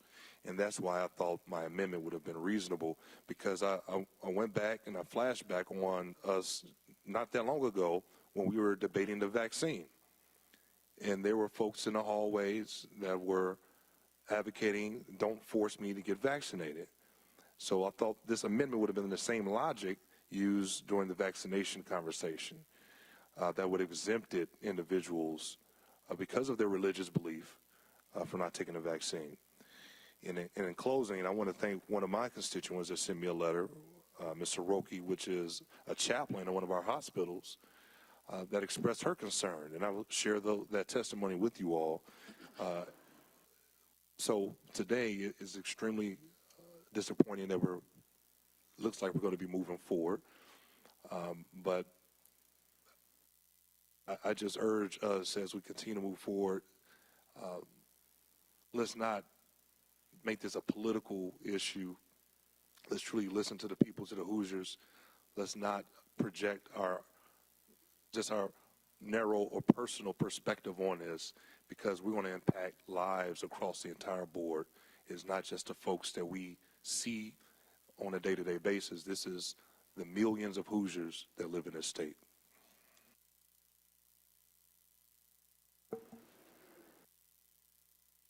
Senator Glick and then Senator Yoder. For the purposes of this bill and this body, this is a bill, as we've seen, that no one can agree on all the terms of. It's a vehicle bill. It has some strong points. It has some weak points. There have been innumerable witnesses, and almost nobody agrees that it's a perfect bill. Some, such as the Right to Life National Group, say there's nothing about it, that it's any good whatsoever. However, this is the first step in a long process that includes several areas and times that's going to come before this body for second reading and hopefully third reading. Second reading would allow anyone in the chamber to offer amendments that they will have to get up and defend. And if there were amendments that weren't heard today, they can be brought to second reading if it passes out of committee. And I think there will be multiple amendments. Am I happy with the bill? Not exactly, nor was I happy when it was drafted. This is a very difficult process, but it's a very difficult issue. And it involves some of the most intimate things that could possibly be discussed. I'm asking for support from this committee to bring it to the floor so that we can discuss it in detail, and if it's the will of the body to kill the bill on the floor, then so be it. But it's a start. We have a bill in place in Indiana right now. It is not broad enough for some people in this chamber, and it's too broad for many of the people both in this chamber and out in that hallway. But it's a process. And even if this bill gets through the Senate of Indiana, it still has to go across the rotunda, and it will be examined and re-examined and dissected, and testimony will be taken again. I ask the support of the committee for the passage of this bill. Thank you, Senator Glick. Senator Yoder. Thank you, Mr. Chairman. I want to just speak on the issue of time. And so many Hoosiers took time off of work, away from their own families, to come down over the last 2 days to protest, to testify. And we did not take the time to hear from all of them. But we had the time. We were called into session July 6th, and we could have made time to hear from each of them. Now, you could say, well, how much different would all of the testimonies have been? And I would say to each and every one of those individuals, their story is important, which is why we take testimony, so that we can hear from our constituents, hear from Hoosiers. And to not be able to do that it's just undermining democracy and looks poorly on the care I know that we bring to our jobs every single day. I mean, we each had a packet of testimony on our desks today. I know you've received tons, but even today, people who didn't get a chance to testify yesterday and today, I've been receiving texts, phone calls, and emails from, and to them, I am very sorry, because we could have made the time. And then the time that, the arbitrariness of all of this many days, this many weeks, and I personally feel that it's interesting, because you could look at this another way and say, if you think there needs to be this time limit of either 8 weeks or 12 weeks, give people time to process what they're about to do. We've had so many women have the courage to come up and share their stories. I will share mine. I got pregnant and did not know what to do.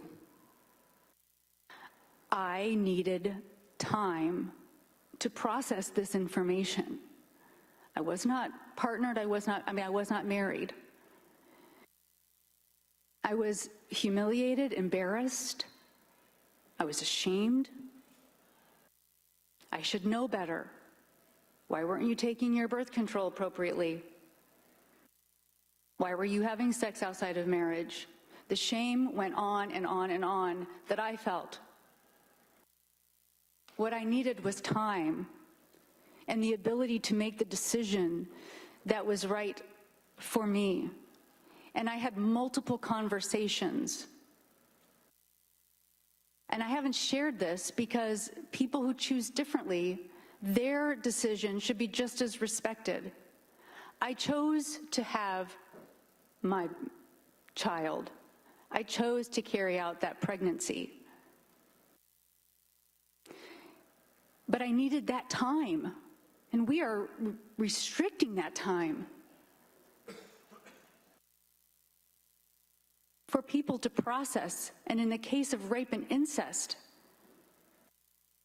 there's no amount of time to be able to process that, but restricting it is the absolute wrong direction. And then to make them sign an affidavit is just bad policy. There are many things that stand out as problematic in this bill. I am disturbed that we did not hear the only person who came out in support of this bill in the last 2 days was actually someone who was being sarcastic. They didn't support it. They were trying to be funny, and it wasn't funny. We had the time, but what we don't have is trust in women.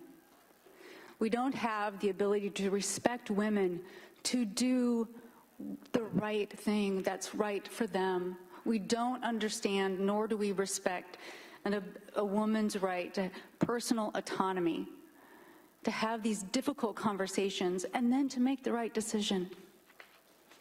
For that reason, I cannot support this bill. And I ask my colleagues to do the same. Thank you, Senator Yoder. Is there further discussion? What's the will of the committee? Move the bill as amended. Please call the roll.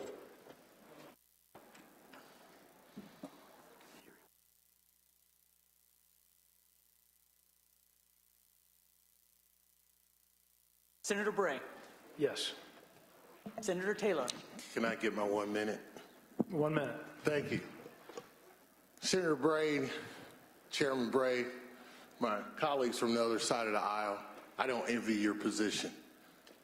As a matter of fact, I kind of watched today and I looked at, like, I don't know, I seem to be a good reader of body language in my old age. And most of you are not comfortable with what we just did. But you're going to do it because it's part of the process. As a matter of fact, Senator Glick said it's a vehicle bill. Well, Senator Glick, I wish that this was a vehicle bill. This is about a constitutional right that women have had for 50 years, that you had when you could have children, that most of the women in this body had when they were at childbearing age. And guess what? The women who fought before you so you could be in this position are probably turning over in their graves because they never had that right. And you're going to take it away. And I can tell you this, as somebody who I know I had to fight and claw to be sitting where I'm sitting, I will never do that to my ancestors. The last thing that I wanted to have happen was for this bill to come out of this committee and go to the floor of the Senate. And it should be the last thing that you want, because now you've got about 38 other members that get to chime in. You think that's going to help this bill? You haven't even gotten over to the other side. The best thing for this bill to do is to be gone. You're treading on very sensitive waters, and I hope you don't drown. I vote no.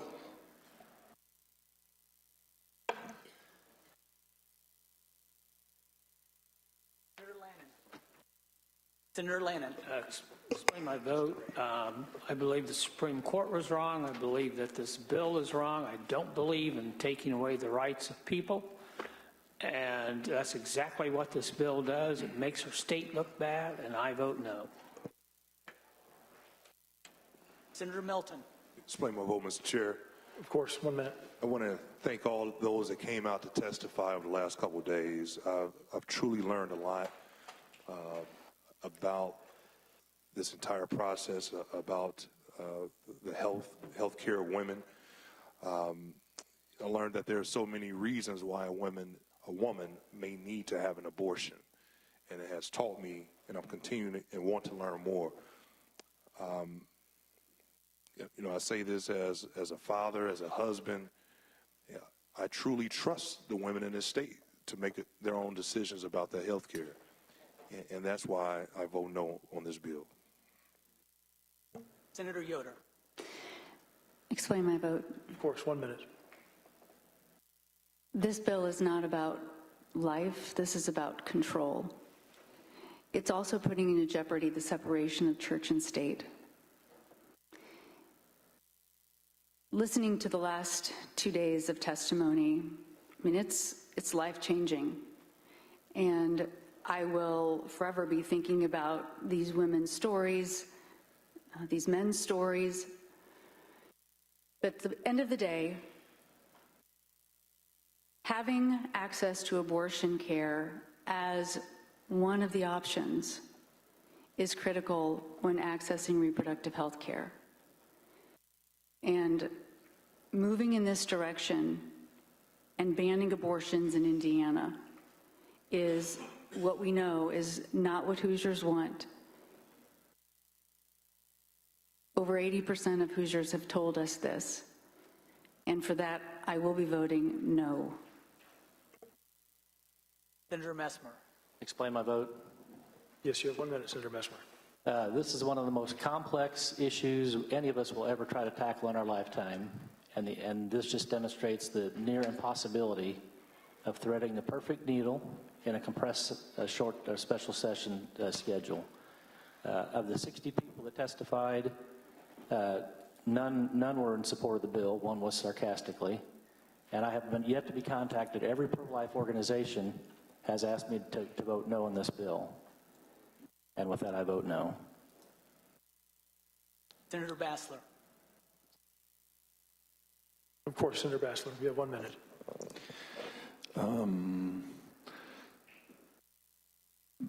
There are many reasons not to support this bill on many different levels. And this might be the first time in my 8 years in this building that I vote yes in hopes of simply seeing a better version of it when it comes to the floor. So my hope is that this group or some group of us will be able to come up with some amendments for second reading that make this a better bill. Because if we don't, I won't be voting on the floor like I'm going to be voting today. But today, Mr. Chairman, I vote yes. Senator Cruz. Aye. Senator Holdman. Aye. Senator Glick. Aye. Senator Kreider. Aye. Senator Charbonneau. Explain my vote. Of course, Senator Charbonneau, 1 minute. Thank you, Mr. Chairman. I have sat here over the last 2 days getting physically sick to my stomach about the discussion that I've heard, and I don't know where the end point is, because after 2 days of testimony, no one has been able to or willing to shift from two very extreme positions. And that leaves us with the job of trying to figure out what to do with an extremely emotional, extremely volatile, and you can just go down the list. It's very divisive in every aspect. I'm a very devout Catholic and go to church every Sunday, so I mean it. But I struggle with some of the testimony that we've heard over the last 2 days. And how can that be right? And how can religious freedom only apply to certain religions? I struggle with that. This is a process. We've all talked about the process. We have what I think everybody believes is a bad bill. And I'm going to vote yes today. And I guess my wish is that we make a bad bill less bad. I vote yes. Bill passes 7-5. Bill passes 7-5. I want to thank everybody, certainly the public, for being here and their engagement in this in a very passionate but ruly and an effective way. I want to thank members of the committee as well. Thank you. Chair would entertain a motion to adjourn. Is there a second? All in favor say aye. Aye. The Rules Committee is now adjourned. I just wanted to exclamation.